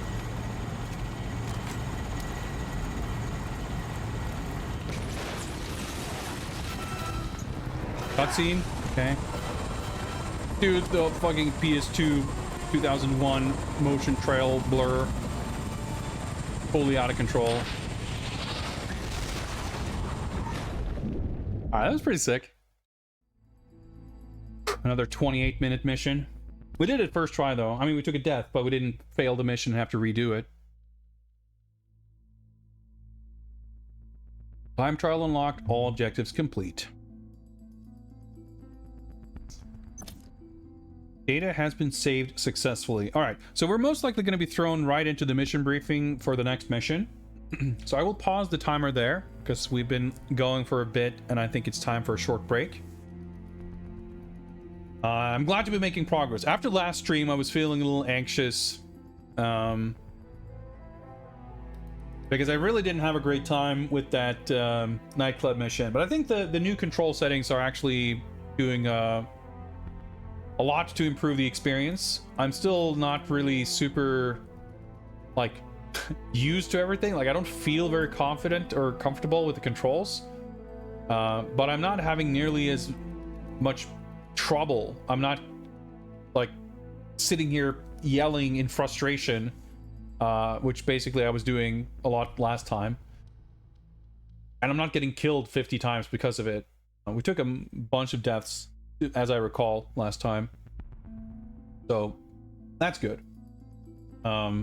Overall, it doesn't seem overtly punishing, so I mean, I'm sure difficulty will get ramped up, but so far I don't feel it doesn't feel like we're gonna have to change to the lower difficulty anytime soon, but we'll see how things develop. So I want to say, if I don't know what's going on, if I do this, okay, I don't know. For some reason, I had a weird thing with the audio from the game capture not disappearing, even though it should. Sometimes that's a bit mysterious, but disabling the capture at least mutes the audio as well. Have to have interfering double audio. But yeah, I'll take a short break. I'll be back in a couple of minutes, and we'll find out what happens next. I was gonna say, and then we're gonna go to what everyone's like, wait, no, we don't actually know what happens next because we didn't get the briefing yet or anything. We didn't stop the helicopter, but I guess we traced it, so probably time to go to Russia or whatever. We'll find out. Anyway, see you guys after the break. Let's set something up.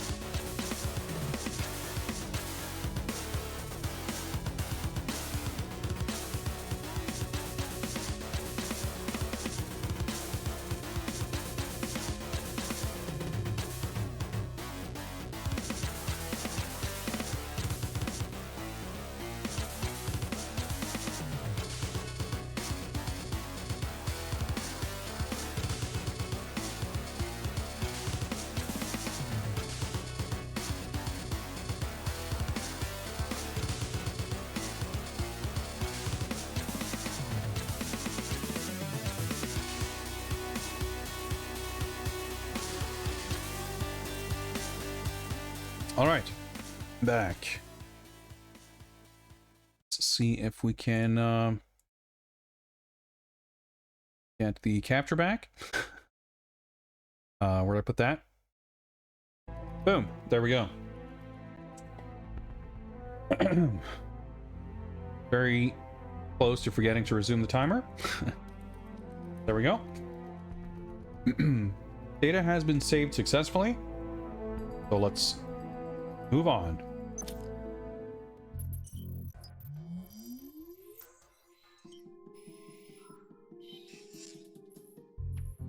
MI6 Tanner to Bond. 1 hour ago, Arumov's helicopter landed at a remote base in Siberia. The Russians claim it's a climate change observation facility with no military purpose. But 25 minutes ago, someone sent out a distress signal using military channels. The Russians have already sent in combat troops and just scrambled 2 MiGs. Your mission is to avoid those Russian troops, infiltrate that base, and find out what they're up to. One last thing. When we sorted out your new phone, we provided you with an EMP hardened model. In a worst-case scenario, our satellites will be temporarily blinded, but your phone will survive. Tanner out. So, like, I'm trying to, like, piece this together with the actual plot of the movie. I'm assuming the distress, like, so did they not destroy the facility? And, like, what's her name? Suvanova survived, and they saw her on a satellite image, but instead she sent a distress call, and they're sending in the fucking Russian military to eliminate folks, and I just have to fly there from Spain and hope I get there first.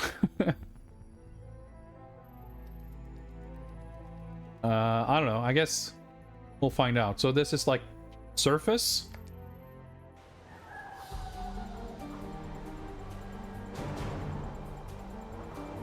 This is visually impressive, but again, man, it just doesn't really have... I mean, I don't think these levels are like the most visually arresting. Fucking fashionable camouflage jacket.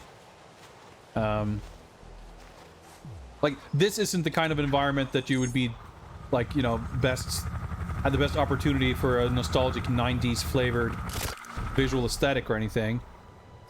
But, thought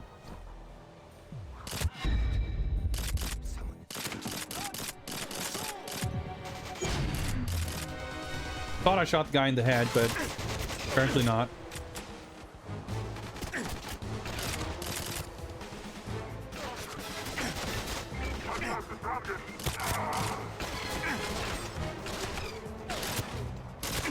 Like, when you manage to sort of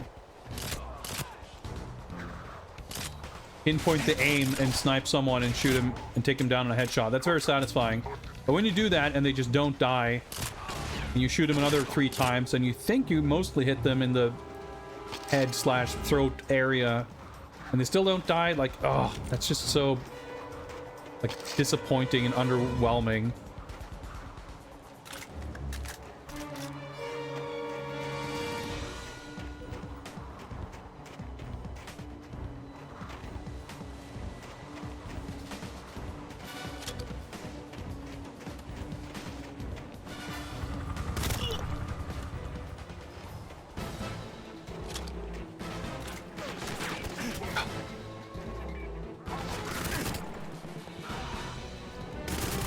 Fucking stunned deaths. That's pretty sick. That's what you like to see. If you're placing enemies near a ledge, that better fucking take a dive.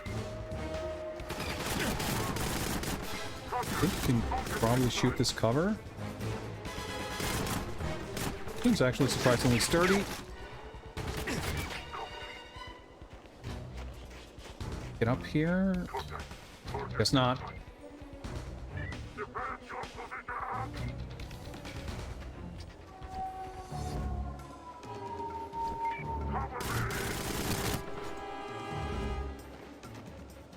Well, it's not a matter of being underwhelmed by missing. It's about hitting, and it's just not having an effect.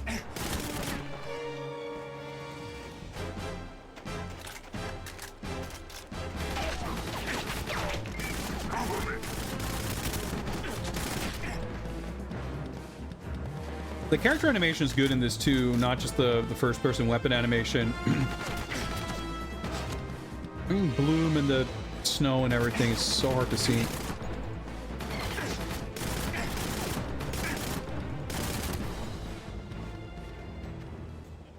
But yeah, I mean, it doesn't have to be sniped headshots. Even stuff like that. You land what feels like 2, 3, 4 hits, center of mass with an assault rifle, and they go, ugh! And then like half a second later, they're like, never mind, I'm gonna keep shooting. Like, oh, fuck, it just feels bad. Like, for certain types of games, it's okay. That doesn't sound good. It's okay if you have to shoot enemies a bunch of times. Like in a Doom sort of a situation, it's fine. Alright, orbital laser. But in a realistic sort of setting, it just feels shit.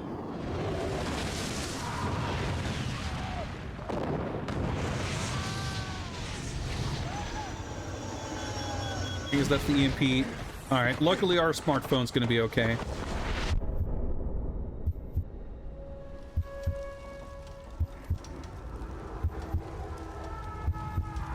Do I agree that modern games don't get the I'm shot reactions? Are you talking about the player or the enemies? I've never really played Perfect Dark, so I have no opinion on that. GoldenEye is it's kind of a weird one, because it's like, it's a game that simultaneously feels weird, but also feels really good. I don't know that I would say that I don't know. I mean, I don't really play a lot of modern FPSs either, so I don't necessarily have the greatest frame of reference. I think it's fair to say that the way GoldenEye does it is like pretty different. Like GoldenEye has pretty distinct, it has like lengthy hit stun, and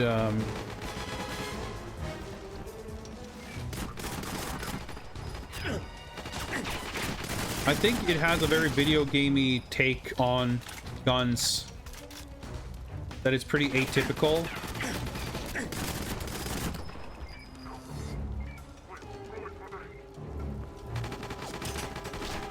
But I don't have strong enough opinions on it to like really say that I think one is better than the other, or even what the other that I would be comparing it to would be.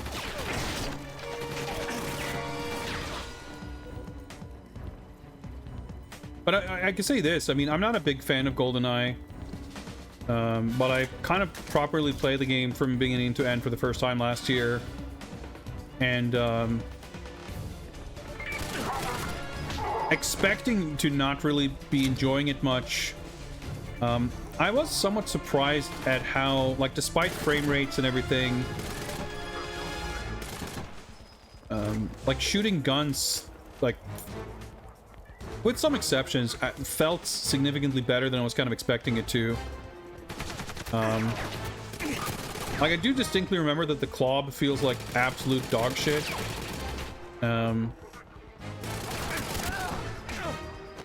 Like, it just has a very bad sound, but a lot of the guns do have very good sound effects, and that goes a long way. And I don't know, it somehow reminds me of Road Rash on the Mega Drive, which is a game, I mean, obviously, very different type of games. But Road Rash is a game that also runs at a pretty lousy frame rate a lot of the time. But the way the controls work, they kind of accommodate that and account for the frame rate. So, like, even when there's a low frame rate, the game isn't less responsive. It's a little hard to explain. When you play it, you're surprised at how responsive it feels despite how jerky it looks. And I wouldn't necessarily say that that's the case overall in GoldenEye. When it's jerky, it's jerky. But it's like, there's a lot of things on the surface, you look at it, you would kind of expect that the guns aren't going to feel great. What's the objectives? Supply. Like, I wasn't expecting much, but I found myself on multiple occasions like, man, these guns feel pretty good. I mean, I guess you were asking about enemy hit reactions more so than the guns, but, you know, you can't really have one without the other.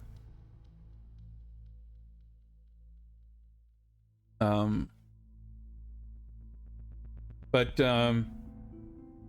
like the thing that's interesting about GoldenEye, I think the enemies is that like the interesting slash a bit fucked, but they have a very peculiar, by sort of modern standards, it's similar to what you see in a game like this in terms of behavior in some ways, but enemies are very kind of rigid in their state machine. They can't really like abort an action to do something else.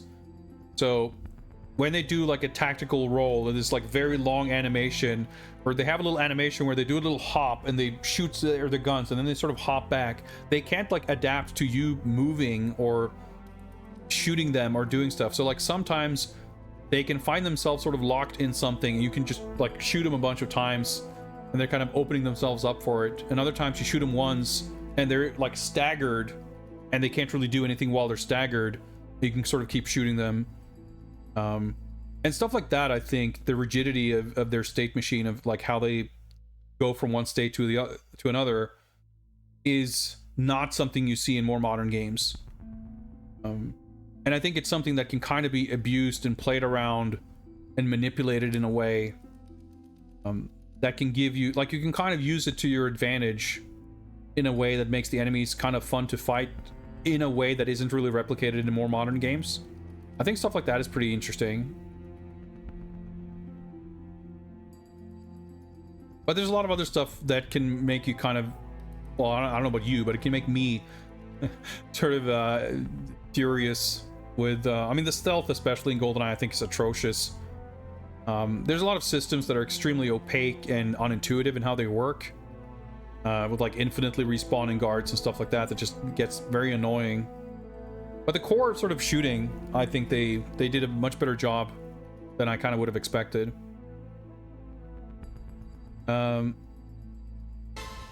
So, okay, I'm guessing this objective thing means I'm close to a supply crate. I sure kind of wish that these subjective things would have been marked on the map. Like, I don't think that that would have ruined anything.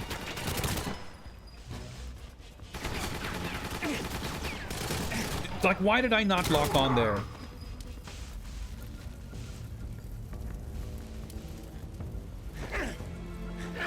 Right. Normally you can melee those, but... Okay, so that's a supply crate. So it is funny. I guess this game does have the Walther, like, branding. Because the Walther guns have the, like, actual correct model names. This is the WA-2000 and you have the P99.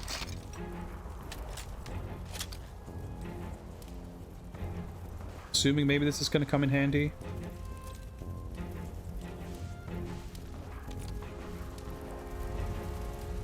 And I think that was the case in some previous Bond games as well. What's up, Cody?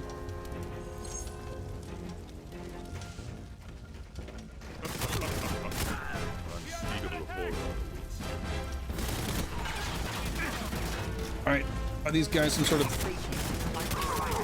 cutscene invincibility? I'm not sure.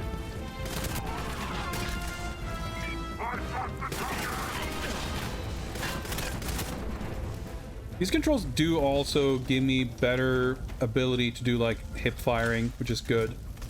I still kind of don't want to rely on it too much because it's like means more manual aim, which I'm not great at, but it's nice to be able to do it at least. Thanks again, Gody, for the subscription. Appreciate that. That puts us at, if I can speak, 500 Q credits for today's stream, halfway towards the daily objective. I guess I'm not meant to go up here.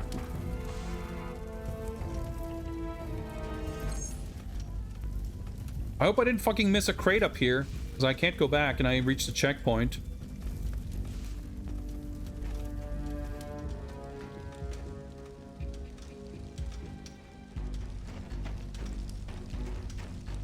Find a crate before that icon disappears. I mean, it's not like before as it's time, but if it disappears and we didn't find it, it means we missed it, which means we'll fail the mission, which means I'll just restart. But that's the thing, the fact that it's sort of linear and then, like, the objective stuff and failing and redoing stuff, I feel like makes so much more sense in the context of small missions. But when they take like half an hour to complete, and have these like checkpoints that lock you out. It gets kind of weird. Well, looks like I'm gonna die anyway.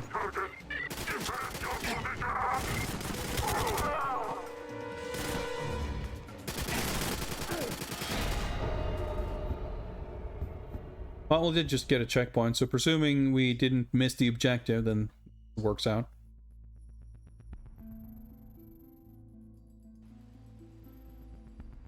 But yeah, getting sort of flanked and overwhelmed from multiple directions is bad news.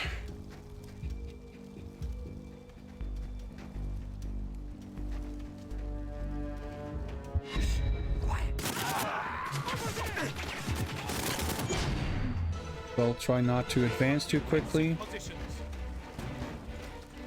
I'm assuming this car is like pre-exploded, so it's not gonna explode more from being shot at.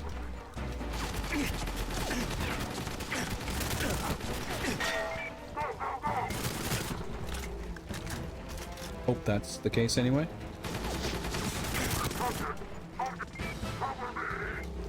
Kill that guy.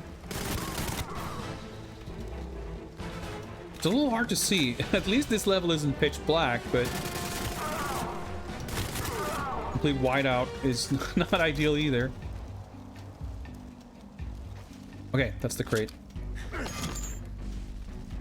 Good. Oh yeah, I have a sniper rifle. Not gonna really be any help here, but at least everyone has AKs, so I keep getting the same ammo, so that's good.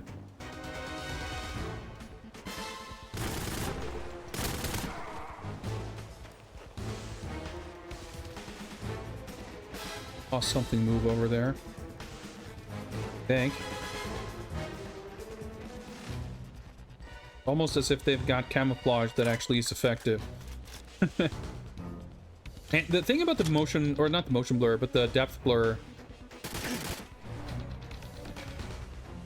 is that it really feels like it lingers for too long. Like you reload. Like you see that, like you bring the gun up to your face and the background goes blurry.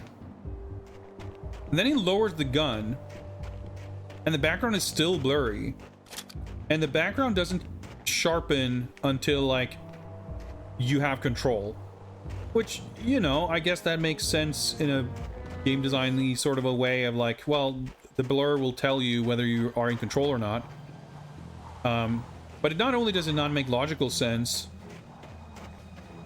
but also, like, being able to see what's in front of you, despite not having control, would still be quite helpful, you know?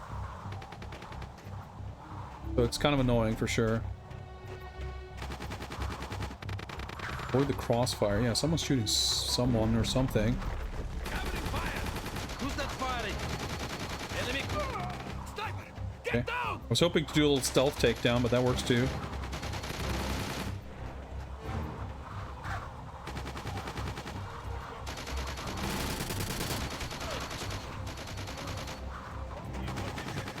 Oh, no, you don't.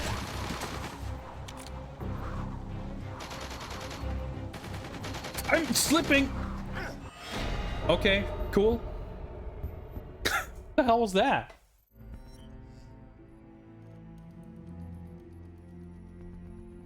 Like, I didn't think I wasn't walking towards the edge.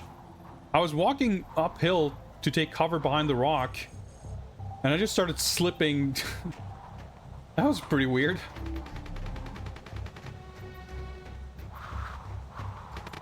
The objective, 2 out of 5. Oops. Oh, that's so weird. Yeah, that happened last time too. You press the B button to back out of the pause menu, and you fire the gun. Who's that firing? Sniper! Get down! Enemy spotted. We'll play it safe. Not even close to that ledge. But yeah, I think that the mission design, not in terms of like the objectives and what you have to do, but like the shit that happens and like the scenes and locations, like these scenes presented are definitely like pretty exciting and cool. Alright, so avoid crossfire still means I just can kill everyone, right?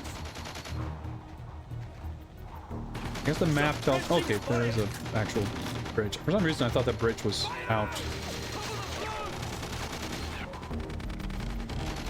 Okay, I see. There's a big hole in it, that's why.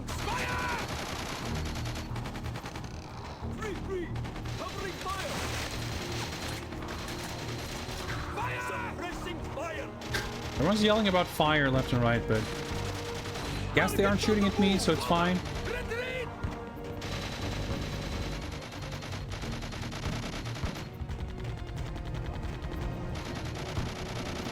Yeah, the occasional death slopes are unfortunate, but fair enough, you know? They're not out of place in a location like this, at least. Push forward. Like big fires and stuff, get a little variation in the color palette. I mean, I was talking a lot about the great facility hallways, but, you know, this kind of winter wonderland is also not something that is necessarily the most visually exciting.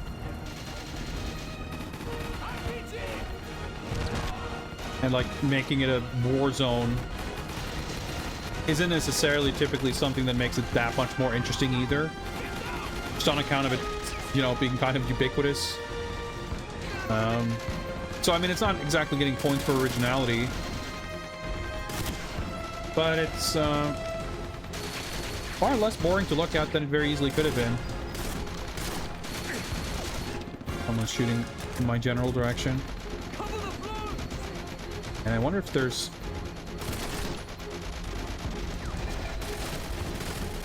Like, how close would I need to get to find out if there's a supply crate somewhere over there?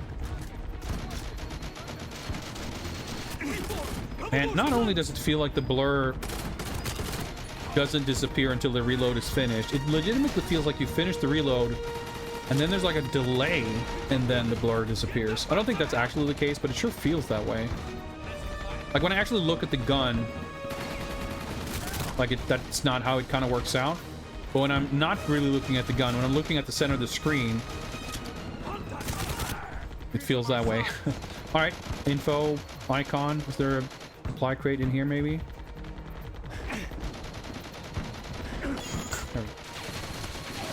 We've seen a lot of those Kalos TT9s, but I still have a sniper rifle I haven't used and might never. It's an RPG firing gun. I mean, I can't see shit. I don't know if the sniper rifle is really going to help me with that either.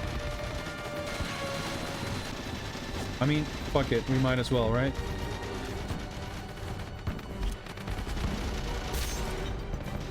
Okay. Did I shoot the glass? I didn't break through the glass. Okay, that's cool. I'm trying to waggle.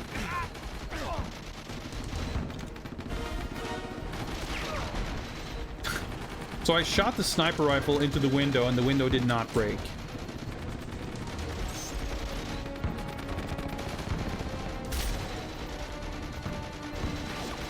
It's so weird because now, like, when you're aiming this, you don't have the...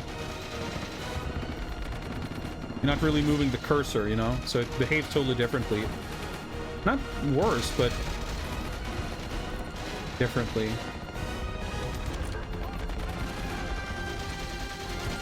So here's the thing, there's like other places in the game that's kind of like this, where it's open enough that definitely feels like there's you're at risk of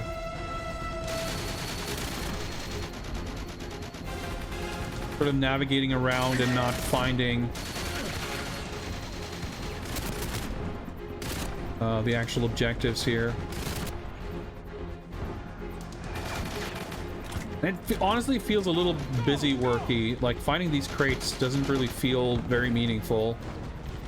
Especially when it's just random weapons in them. Like, how's that supposed to... Like, why is that important to the mission? That I find some guns that I'm not going to use. I find plenty of guns that I'm not going to use, you know?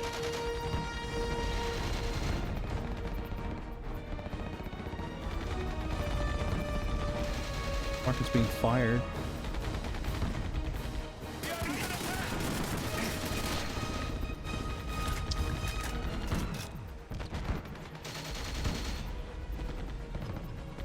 Like, I see flashes of light, but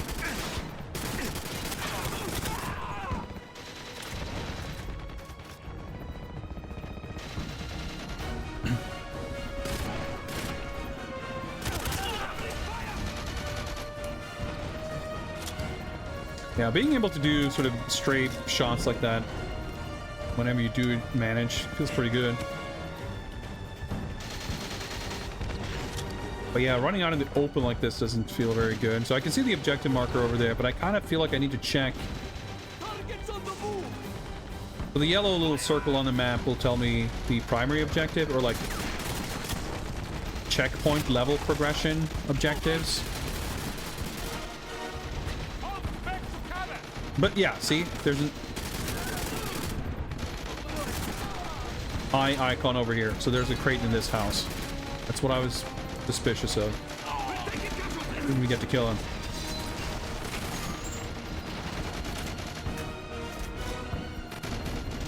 So one more crate.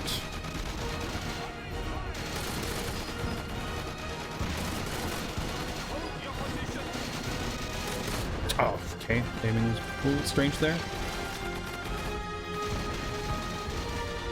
Oh, okay. We can climb up here. I didn't mean to do that, but sure.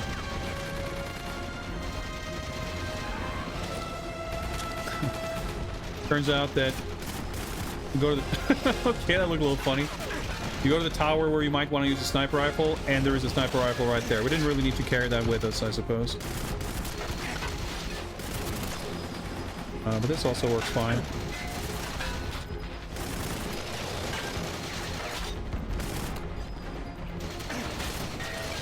I'm not sure if these guys are gonna...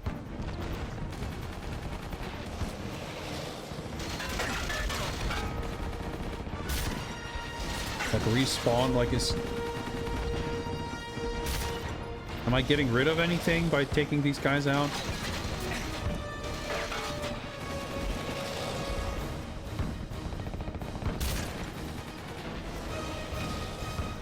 Not so sure.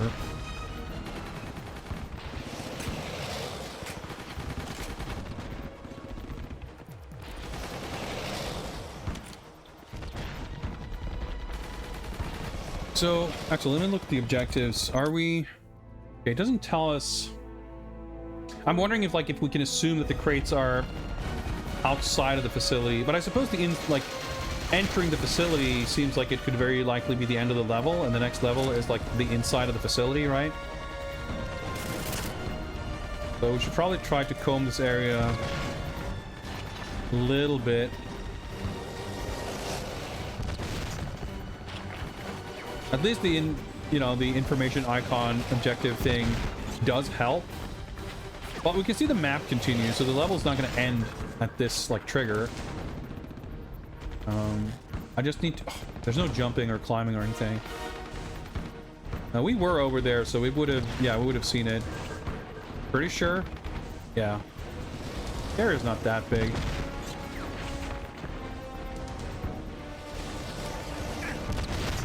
Guess I stepped near some fire. Back to the pitch black.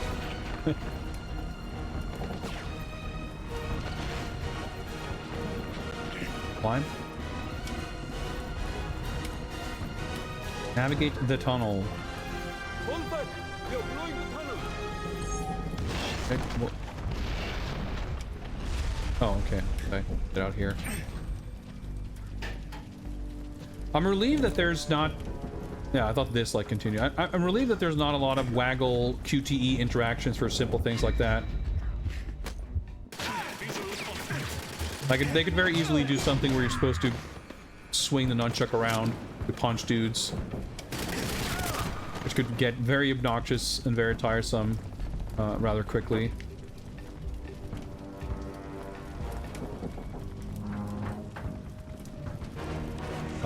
That doesn't look great.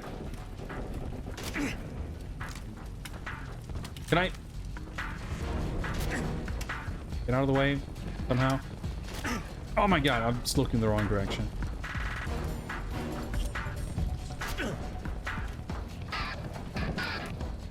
Fucking hell.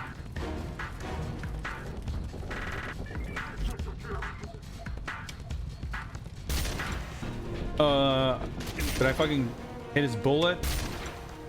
Yeah.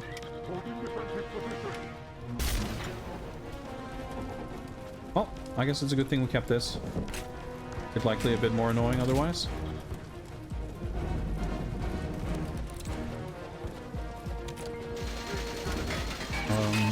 How do I advance? Oh, wait. The map seems to indicate that I go here, but maybe I need to wait for someone to bust through there or something.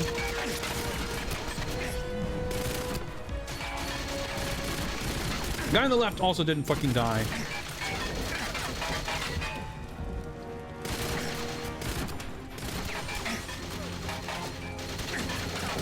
Nor did that guy, I guess. How fucking tanky are these guys? Alright, someone yelled about opening the door. There we go. Oh? That's pretty cool. They're breaching me. Or, well, they're breaching the door, I guess, but... They're the breachers and I'm the breachy for once. A little bit novel. Black crates? No.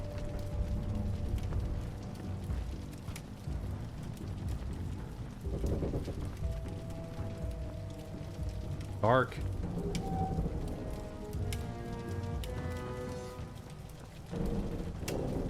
Alternate route.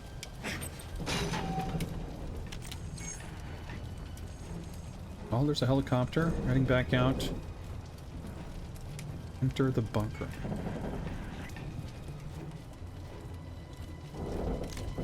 This, I think. He fucking survived. That is so extremely unsatisfying.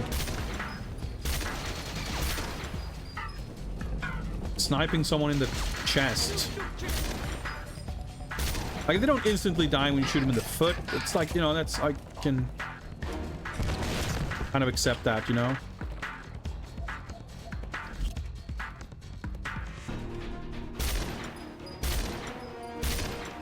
Can hit the railing.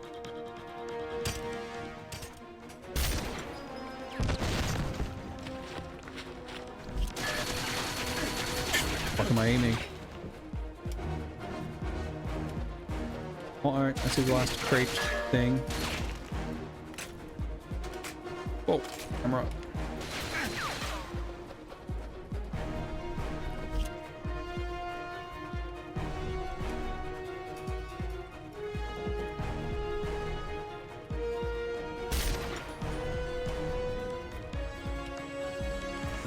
Okay, was that the last sniper guy?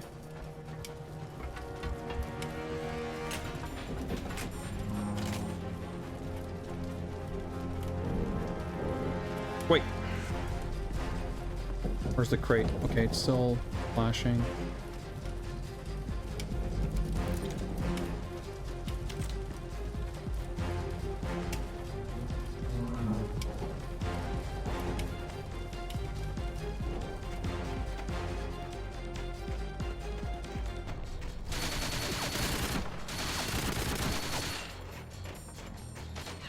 Okay, it disappeared, so it's further to my right.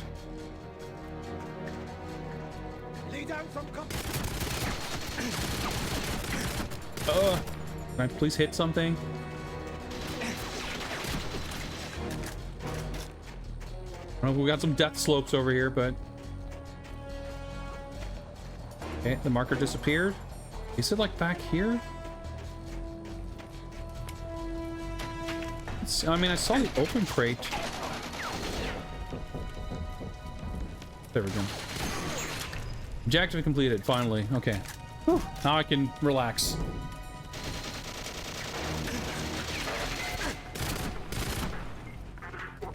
Oh, what the?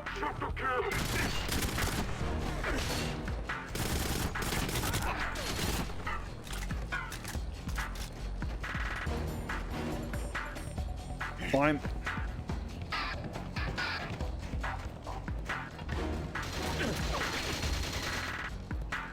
The Russians are advancing. Take up defensive positions. The Russians are advancing. Not Russian, but they're concerned about someone else, then fine by me.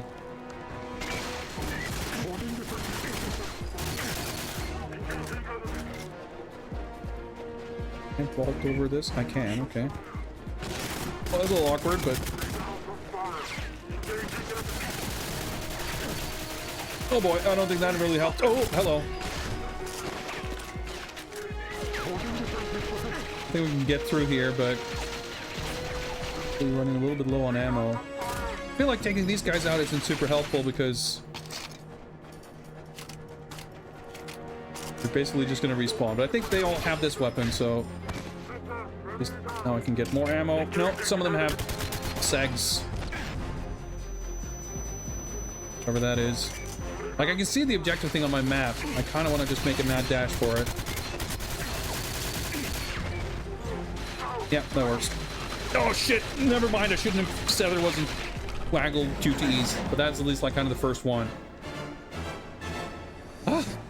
Also, that was mad confusing.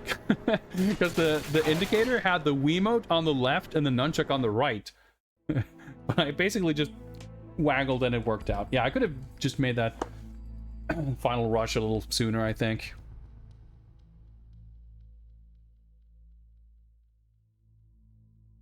Ugh. Not my favorite missions, but, you know, had some neat set-piece moments in it.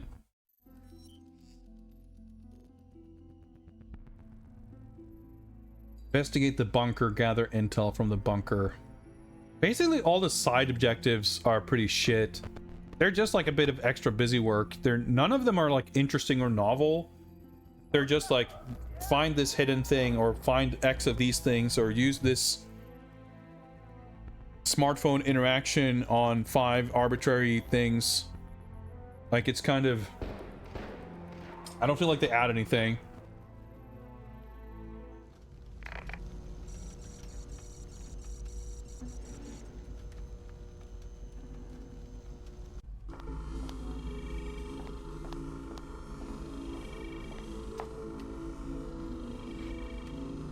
So this is Omroven. Have you heard from the men in the server room? Yes, they're working on it. There's a wonderful costume design for her, but it's, you know, nothing to do with the movie. Boy.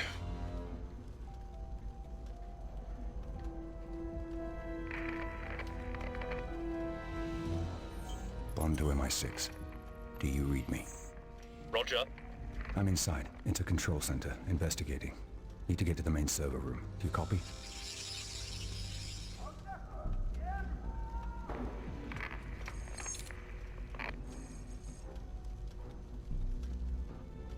Oh, man, I'm feeling really tired. We'll see if we can finish this, but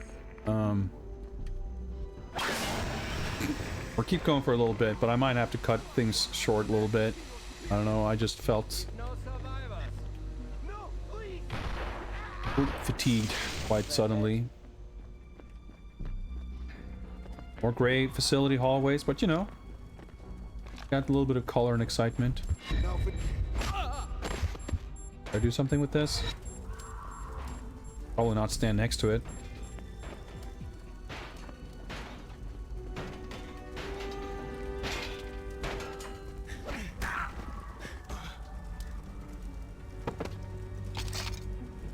I wish everything wasn't super dark, but it's like pretty atmospheric. It looks kind of cool.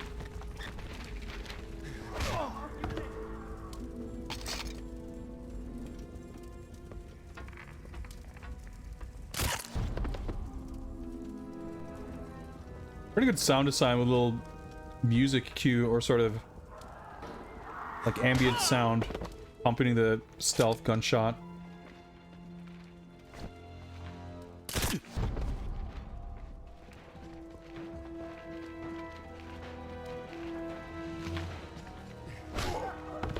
I'm not sure exactly what I'm kind of achieving or anything. Oh, see?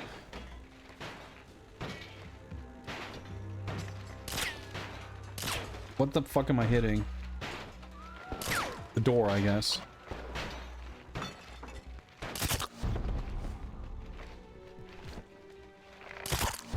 There's something I can like iPhone in here.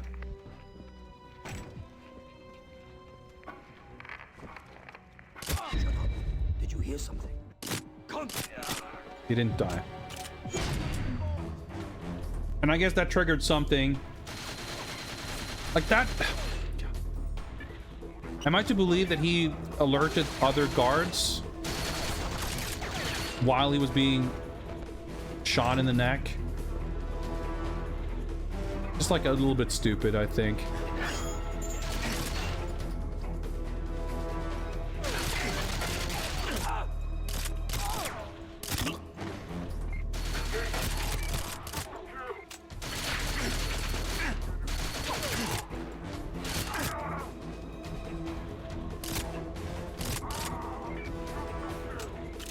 Alright, so I don't know if whatever I can do... Oh, okay. Yeah, this looks like intel that I need to gather. Because it was kind of like that in the previous level. Can I just close this door instead? No, I guess not.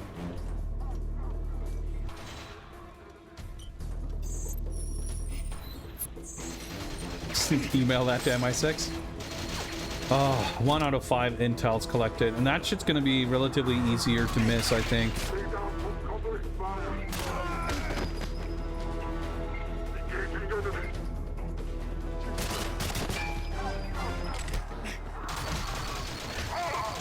Another guy just spawned here, I guess. Reload. Grenade! Incoming! A relatively linear route. I don't know. I'm trying to look at the map.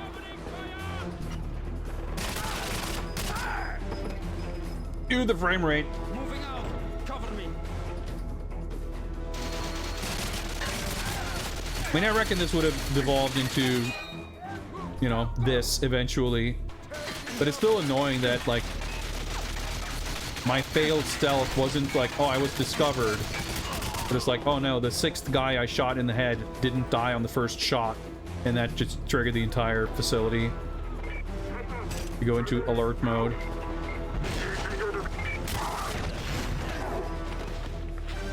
Sure they're all dead. So I'm heading towards the objective marker, but I feel like... Could I have missed something in here?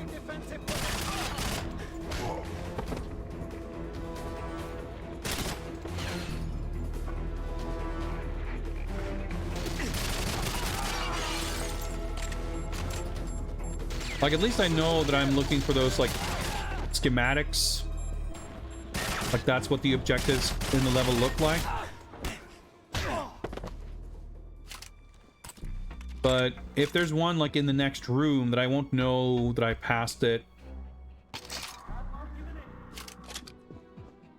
until I, you know, finished the level and I didn't get all the objectives. Because I did fail the Barcelona nightclub mission because I didn't find the secret safe or whatever the first time. But we were also quite close to failing another level that actually had basically this exact objective of, like, gathering intel. So it's not some completely unsubstantiated fear. Are you Yeah, alright? Her, I guess. Leave me alone! Get away from me! Stop! Who are you? What is this place used for? Charming as ever. Go of me! I'm here to help. They shot my friends. They killed everyone.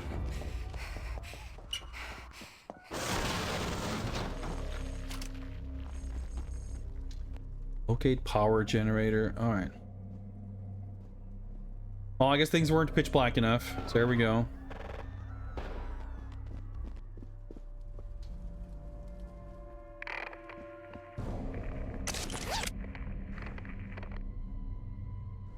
You have night visions, okay. Oh, and they're like in the most awkward button. Oh, I guess I just picked them up. Is that what that said? Like, the visual effect is cool. But I'm not having more fun because I get to do this. Now I just see worse. Blinded now? Still dark. Continue investigation. Does that mean I can open this door now? I guess so.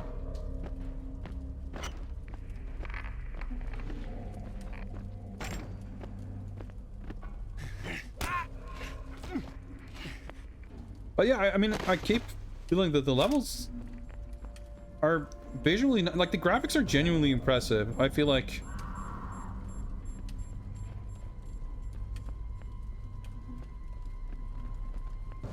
there's a lot of 360 FPSs that don't look this good, I feel like.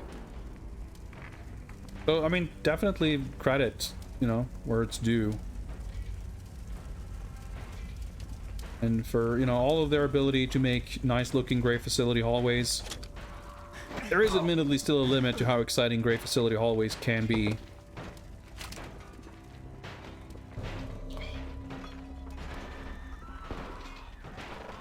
I guess there's like every time we're in a room like this where they're rummaging through shit, that's gonna be where we expect to find other objective, maybe.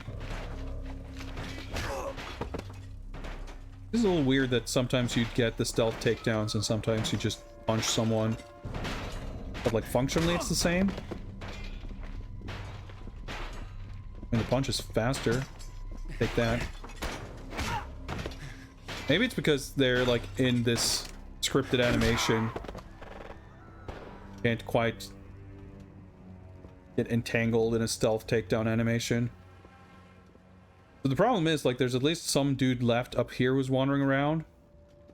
I think. There's the guy up there rummaging through papers. But, like, if we get caught by the last guy, that's still gonna, like, trigger an alert.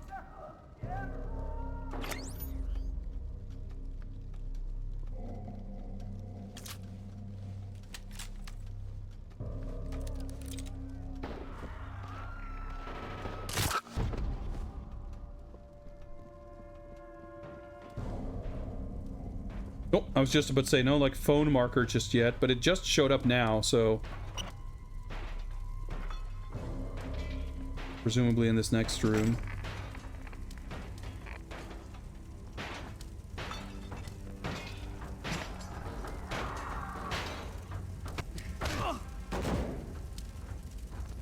Such as over here. Literally easier for me to reach over with my left hand the Wiimote than like trying to do this. Helpfully removed my night vision goggles when I did that.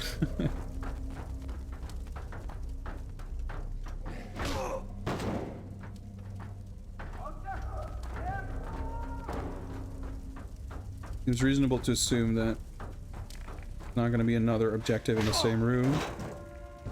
Let's just head towards that yellow marker.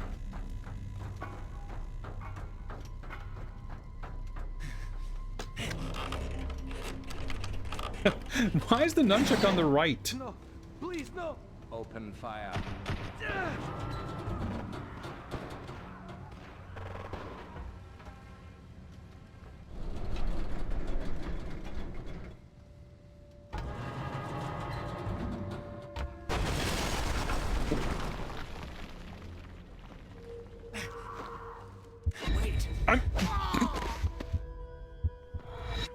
Oh, okay. I think we narrowly dodged detection there.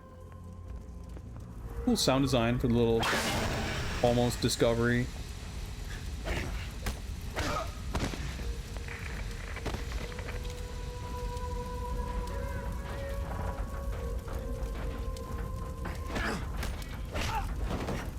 I don't mind stealth bits like this if they're not, like, if they're actually quite easy and not punishing. They still give you the feeling of being a stealth mastermind, which I think is far more important than actually being challenged and having to do something impossible. Because that shit's just gonna get annoying because you're gonna keep failing. But sometimes with games, you know, I don't mind that sort of pursuit of perfection. It can be really fun. But for something like this, I reckon it would not work out that way. So is it still dark in here? Well, not exactly well lit, but switch it up.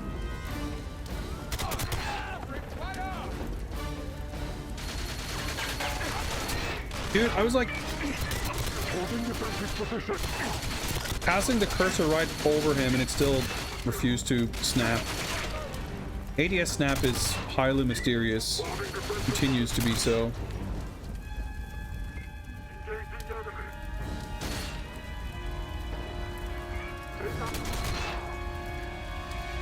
Snap to the guy who was behind cover and not the visible guy, which is a little odd. Thank you for yelling in my ear.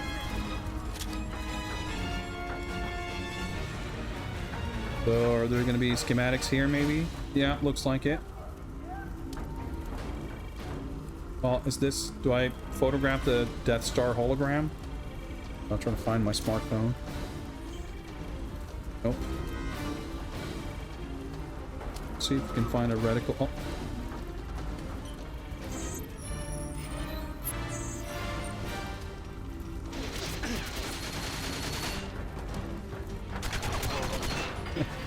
Like took a dive. Wait. Objective thing here? Oh, there's a staircase here.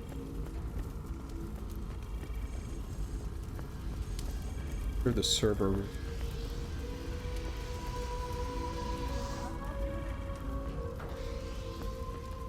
Someone asked last time, like, I wonder what Boris is gonna look like. Mildly curious as well, I have to admit.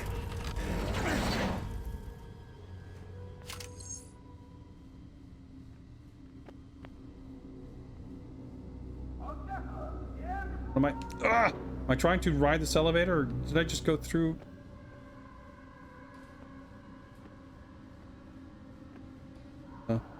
Can't, like, jump or climb. Don't appear to be able to interact with the door or the control panel. Oh.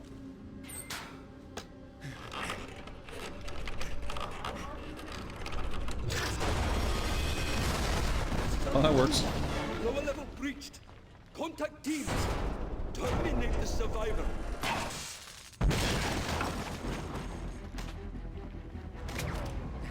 Take defensive position. I'm waggling. There we go. Have to neutralize some men. Let's swap weapons.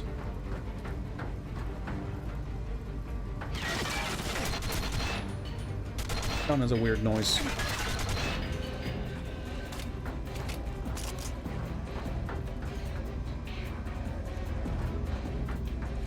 Done it.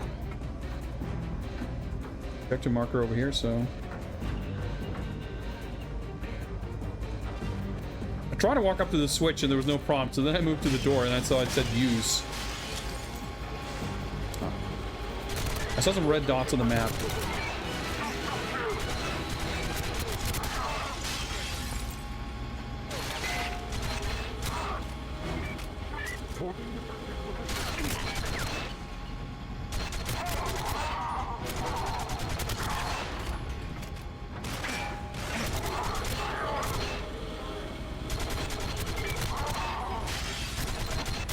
I guess are they just gonna keep spawning? I guess I opened the door.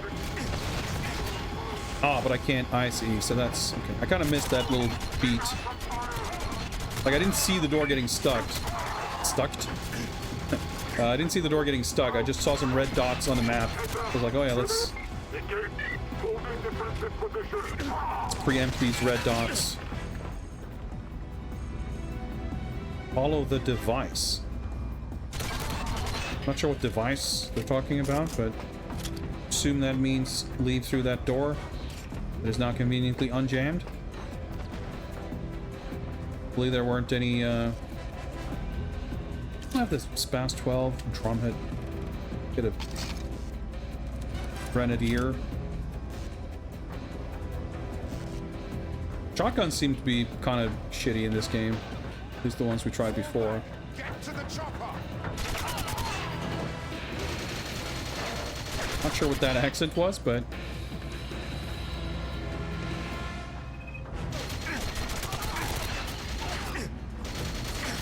Okay. Smartphone. Sense tingling.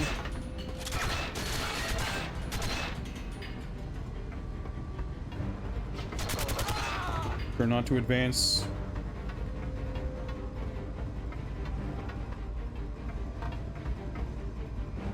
If that's where we're going, then I'm assuming the tantalizing centerpiece of this room here is going to have something for us to photograph. Yep.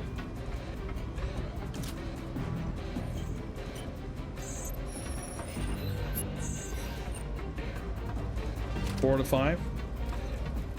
Progress.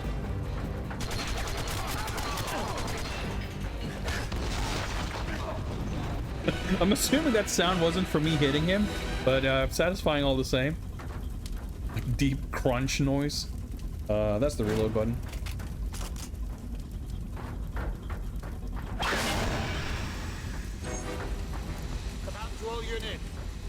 A sniper rifle. Blow the charges. Get out of here. Well, I mean, I guess don't necessarily need 2 assault rifles.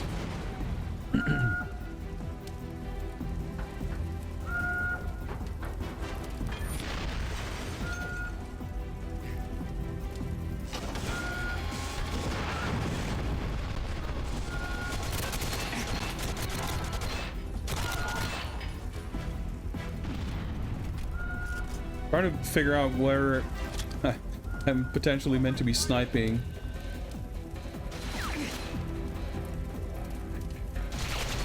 This doesn't really seem to be it. I do like that the game has a very clear, it's like in Quake 3. I guess that's a sniper position. We have this sort of non-diegetic damage sound when you hit someone. Just like very satisfying, and just good clear communication, good feedback. That's how you switch weapons.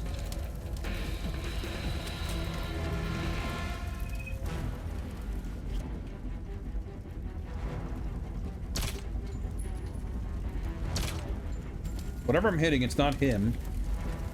Maybe the railing.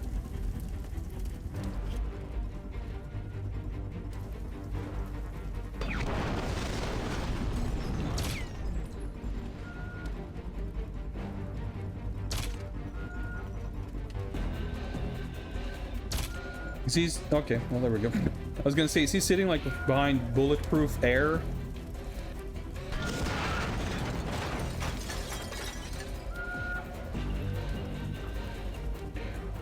Dude, I can't even imagine what this would be like if I didn't change the settings to actually allow me to aim vertically. Yeah, I still can't look up more than this.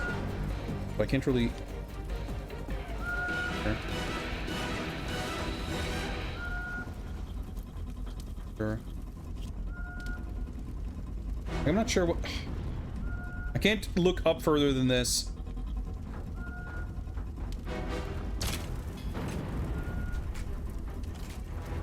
I'm not sure what he was aiming for, but we got that taken care of, I guess. I'm shocked that there weren't 50 other guys running out here to shoot at me at the same time.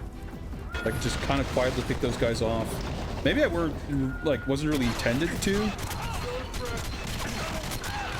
Okay, there's the phone marker. Oh, okay. I did some kind of advanced judo maneuver.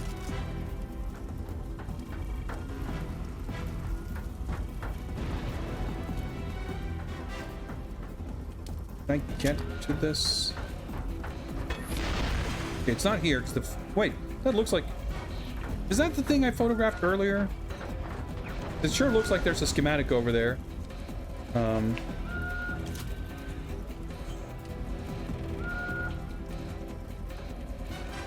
But it disappeared. Maybe I have to walk around. Visible. Yeah, see, when I get close to this, it disappears. So that can't be it. Keep going a little further. Oh my god! Knee-high rubble. Greatest enemy.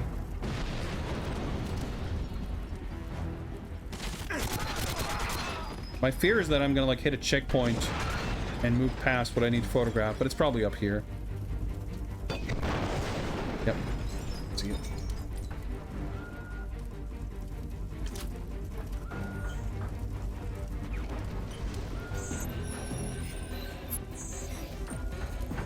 Objective completed. That means we're probably close to the end of the level.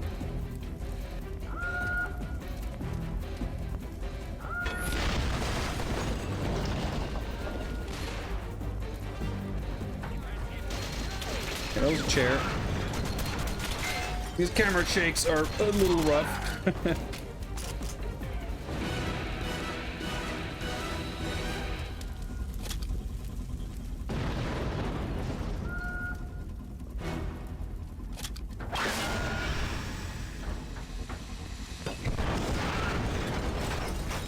on the one hand, this mission has been like, you know, dramatic in all this shit that's happening everywhere. We had little stealth sections that were kind of unique, but it still somehow feels like the most generic mission.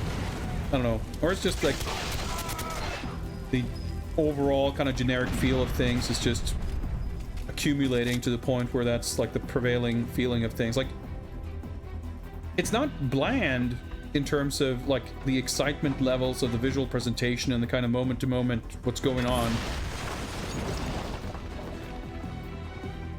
but it doesn't feel very Bond-like. I mean, even Quantum of Solace, some of the versions, I mean, especially the 361, had very generic like shooting levels, but I feel like we go like quite long stretches of time here where,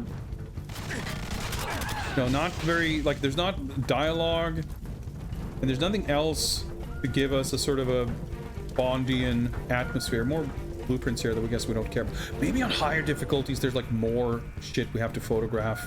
That's possible. But like, I think the mission design, or like, you know, the level flow and the stuff that's happening and the little set piece moments have more going on than Quantum of Solace, the 360 game.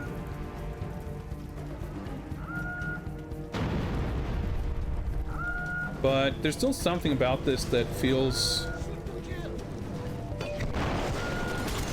more generic somehow. I don't know, or at least not less. But it's also like, I think the objective stuff I do think harms the experience, because the ragdolls are pretty good when they get tossed around like that. That's satisfying. Like, I end up thinking a lot of, like, I'm worried about missing objective shit.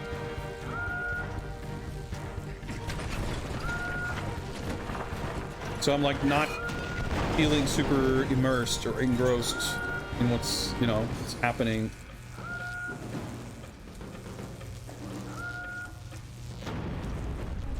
Barson, thank you very much. Whoa, luck wishes. We're doing pretty all right.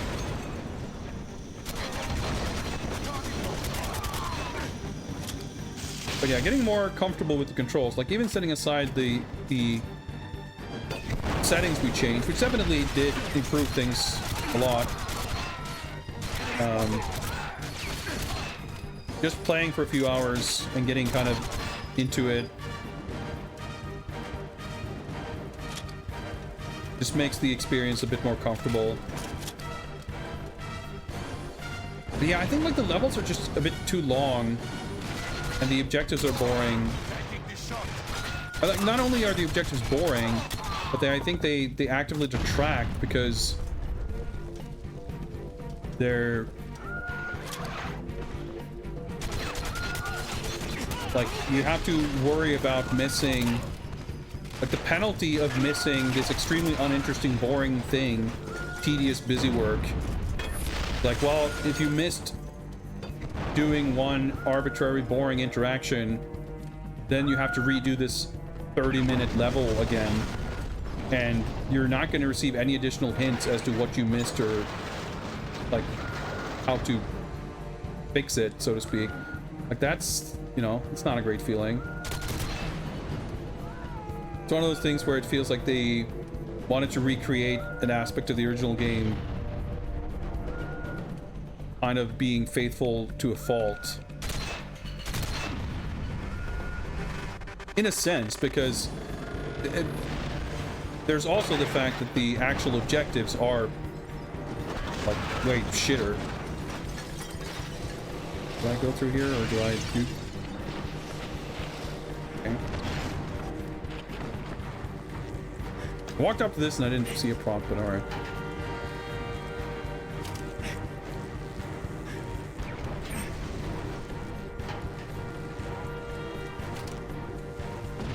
Yeah, and I mean, even the nightclub objective thing, which I thought was kind of stupid, that's still like the most novel and unique mission objective we've had. Like, we meet again. The structure You called in the distress signal, didn't you? Like, this stuff is sick. Who are you? The way the narrative bits like interweave with the action is really slick.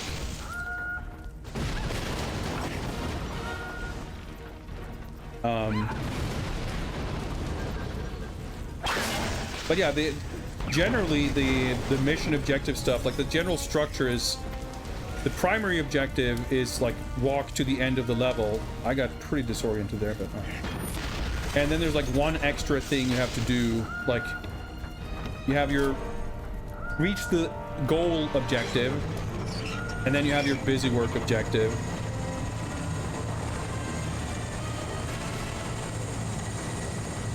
And that's like not a terrific structure in my opinion. Thank you. Now, goodbye. Stop. You're not safe on your own. I'm here to help. Who are you? What do you do here?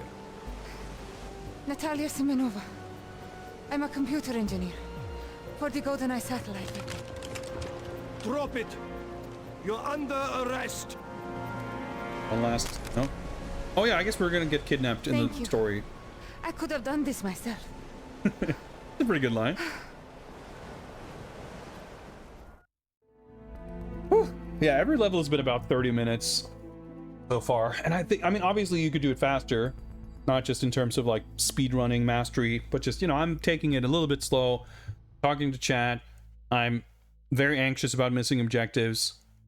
But I think you could boil down the essence of each mission to something shorter without really, like, I don't know, the moment to moment navigating and shooting and stuff isn't, well, I was gonna say it isn't so fun that I wanted to keep going further, like that I wanted to keep going, but it's like, well, you know, I can think of games where it is fun and I'm still glad that the levels are short. So I guess that's not really a factor. I don't know, I feel like 30 minutes for a level is just generally, I like, it's going to depend so much on what kind of game it is, of course, but it feels a bit long. The thing about GoldenEye is that, yeah, on average, so you would spend more than that most likely, but that's because you're doing multiple attempts. It's not one 30-minute slog. It's like, you know, it might be hours of trying things over and over, and I would much rather have that. Like very, very broadly. I'm not saying I would like this game to be more trial and error based. But yeah, like being able to play a full level and reaching the end and the story concludes and then the game says, sorry, failed. That never really feels good, but I think it's infinitely more acceptable, like emotionally, if it's like a 13-minute level than if it's 29.50. Even that, you know, can be a stretch, but if it's like 3 minutes, it's fine. So I think it's just a mismatch between like the level layout, the pacing of the missions, and the sort of structure. And I commented on that last time too. Like even the idea that you can fail, like you can miss objectives and fail them, and thus fail the mission. That feels very out of step with what I would expect from a 2010 game, and I feel like it's a very deliberate callback to how GoldenEye works, the N64 game. And I think that's an interesting choice. I wouldn't say it's a horrible, that it's horrible game design to let you fail objectives, but I think it's a kind of a mismatch between different aspects. Like, I don't think the objective system in N64 GoldenEye is particularly great. But with the very specific exception of, like, there's certain levels where you can reach the goal, and it's not GoldenEye, but The World's Not Enough on PS1 was kind of the same thing, where I think it was the PS1 version, where you have to guide what's her name, Christmas Jones, to something in that submarine or whatever it is, and it's like you escort her and you have to drop her off in a room, and then there's like the room next to it where you hit a switch to end the level, And I like brought her with me, and there was like, oh, here's a switch I can press, and I pressed the switch, and it's like, oh, you ended the level, but you didn't drop her off 10 feet over there, so mission failed. And that feels pretty bad, because it's like, oh, come on, I brought her here. Like, what difference does it make? Like, logically, it doesn't make sense that, like, Bond would somehow sabotage the mission by whatever. Like, that, the obstacle had been overcome. The problem had already been solved. And there's, I think, a few missions like that in GoldenEye where there's something with Simonova, you have to, like, protect her, escort her or something, and she has to, like, reach her exit trigger. And if she doesn't reach the exit, and you walk into your exit, it fails the mission. And, like, that in particular is a little bit clunky. But aside from that, I never had an issue with that aspect in particular, that you're able to fail things, so you can complete the mission, but you fail or whatever. Like, I think that makes logical sense, provided that the mission objectives, like, are that, you know, that it feels like, well, I didn't actually do everything I needed to do, so of course it makes sense for me to have failed the level. But here, because the side objectives are, like, it says primary objectives complete, but the primary objectives are just go here, go here, go here, go here. Like, it's the progression through the narrative of the level. You never, like, do, like, it's a weird thing to put here because it's like, well, of course I completed the primary objectives because that's what playing the game is. But you don't get, like, a list of things to do. So far, there's always, like, one other thing, and that one other thing is, I don't know, it's like a weird, like, for it to be missable, like, I would rather it not separate these things this way, because that's what most of the subsequent Bond games did after, like, The World's Not Enough. You know, Nightfire or Everything or Nothing, they didn't have this sort of structure generally. Like, it was just like you get through the level and it has these certain set pieces, and then there might be optional cool things you can do at the side, but they're not required, and they're not presented necessarily as objectives. And even then, none of them are this boring horseshit busy work.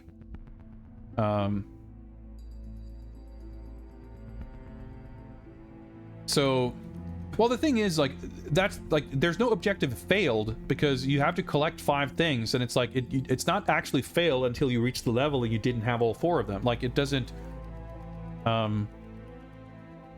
you know, sure, you could map it out a little bit more of having a list of things, and it would tell you whether you had them or not, and you could see if you missed one because they were in order or something. But even that wouldn't help you because the level design here doesn't let you backtrack. So it's like even more of a weird mismatch. Like, it doesn't fit together. But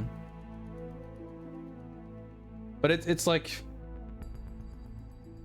the fact that you can fail the objectives is, like, odd, but it's not really my complaint. My complaint is, I mean, it's a complaint, but the bigger, the more fundamental issue is that the actual design of the objectives is not interesting. And I think that's disappointing because I think that's one thing that the original game could have been improved on. And I think you could improve on it in different ways. You could have made it so it is more streamlined, so you don't have, like, in the N64 GoldenEye, there's a certain kind of anxiety around the objectives where they're a little bit confusing, and it kind of takes a bit of a trial and error to finish a level, and then after you finish it, then you kind of understand what the instructions were. So you kind of have to piece together a lot of that yourself. And I think that didn't feel great, but it's like, you know, they were kind of treading some new ground, and there wasn't really an established way of doing that kind of thing. So it was interesting, but flawed. And I think in this game, they didn't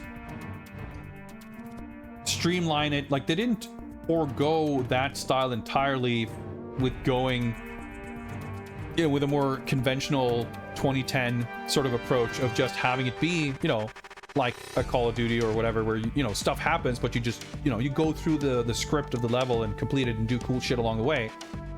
I mean, that's what the primary objectives are, but they also have this side objective thing that's like a weird, I don't even want to call it evolution, but a weird take on the N64 GoldenEye concept.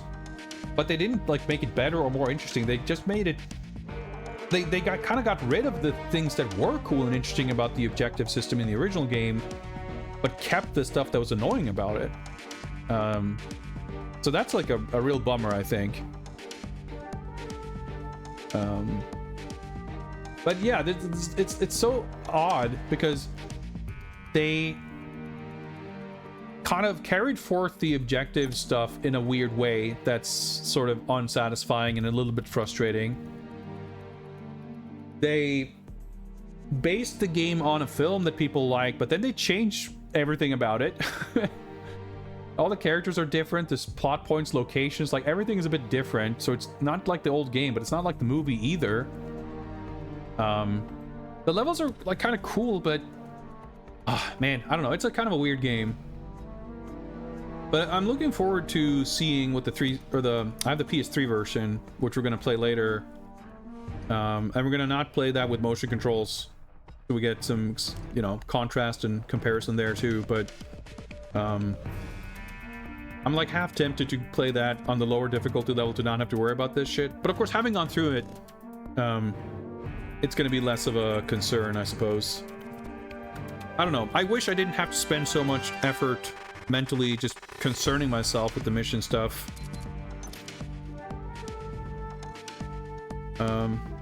But hey, looks like we made good fucking progress. We started in Barcelona today, and yeah, because this is like 3 missions, and this was just the one, and Dubai was also just the one. Serenaya was 2. Yeah, you remember Nigeria from GoldenEye, right? I mean, I guess that's in place of Cuba. I mean, Barcelona and Dubai are also not in the film. So I don't mind being sort of spoiled a little bit here, because obviously we've seen the film when we played the other game. Okay, yeah, 4. I figured there'd be a fair chunk left. But I mean, honestly, we finished 1, 2, 3. We finished 4 levels today. So there's 4 levels here. Yeah, so this is where they're like the hostage escape, Bond in peril level. Then there's the tank streets level.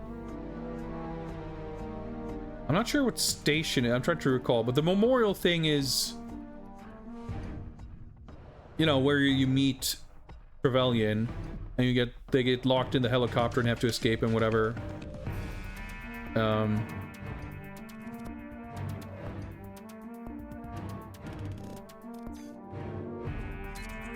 So like in the N64 game, the Cuba section is actually pretty lengthy. Oh yeah, I guess it's the train stuff. That makes sense. A good first-person shooter train level can be a great time. But yeah, I'm trying to like predict. I mean, I could look it up if I really cared, but yeah, I guess we should aim for on Saturday stream to maybe get through the St. Petersburg section, because I was thinking for a moment like, oh, is it conceivable that we could finish the game on Saturday? But I think that's a bit of a stretch. I mean, if this goes super well and if some of these levels are short, possible. But the thing is, yeah, so like the Cuba section, like the end of the film is not very lengthy, right? But there's like a whole that part is like severely extended in the N64 game, and obviously they're placing it in a different location, so they could make any number of changes. So, you know, there's the jungle shit and then the cave nonsense, and then you're in the like facility with the fucking turrets and shit. Like, ugh. Not a lot of those levels are fun. Like the very final level is cool, but yeah, we should probably expect at least 3 levels in Nigeria. So if we finished 4 levels today, even if we went a little short, expecting to clear 7 levels on Saturday, I think would be a little bit of a stretch. But we'll see. I'm glad we made good progress today. And yeah, hopefully we can make good progress on Saturday. I was contemplating for a moment trying to squeeze in some other, like, more stream, like maybe playing this a bit on Friday or something, but it wouldn't be a bad idea per se, but I don't want to commit to something like that. I am dealing with a bunch of stuff currently that kind of means that my stream schedule is a little bit uneven, a little bit unreliable currently. It's a little bit, I have to take things kind of on a day-by-day basis to feel if I'm up for streaming. So planning around extra streams seems a little dubious at the moment. Yes, I will be streaming on Friday because it's Jeff Keighley's birthday, and we're doing a watch-along. Yeah, so Sony's doing their thing tonight in a few hours, and there's a bunch of other shit popping off here and there. Microsoft on Sunday, and Steam Next Fest is on starting Monday, and there's demos for Cobra and Absalom, and I'm sure other stuff that I'd want to check out, so we definitely have to do that on Monday. So it's, yeah. And IO Interactive is going to show their Bond game and presumably release announce a release date for that. So that's they're gonna set the deadline for James Bond, and I'm just like, it's entirely plausible that they're just gonna say 2026 and then that's it, and that's gonna be a nice relief. But they could say fucking September 25, right? So I want to try to finish everything up by then. And irrespective of that, like, I've been anxious to pick up the pace and like, I want to basically, regardless of the IO Interactive game, October, I think October 12th is going to be the 3rd anniversary. It will have been 3 years since we started this, which feels fucking insane that it's been so long, but it's a lot of Bond. And we've had some breaks too, of course. But I would like to have finished by the 3-year mark. And then if there's a 6-month gap before we check out the IO game, that's perfectly fine. If it's like a 3-week gap, hey, that works out fine too. I'm gonna be playing that day one. Like, I want to play that game. I'm excited for it. But obviously, it ties in nicely with this, so, you know, I will be doing it on stream as well, as the intention. So within a few days, we'll have a better idea of when that's gonna be. Doesn't feel like 3 years? Yeah, I agree. But unless I can't count, I'm pretty sure it's been 3 years.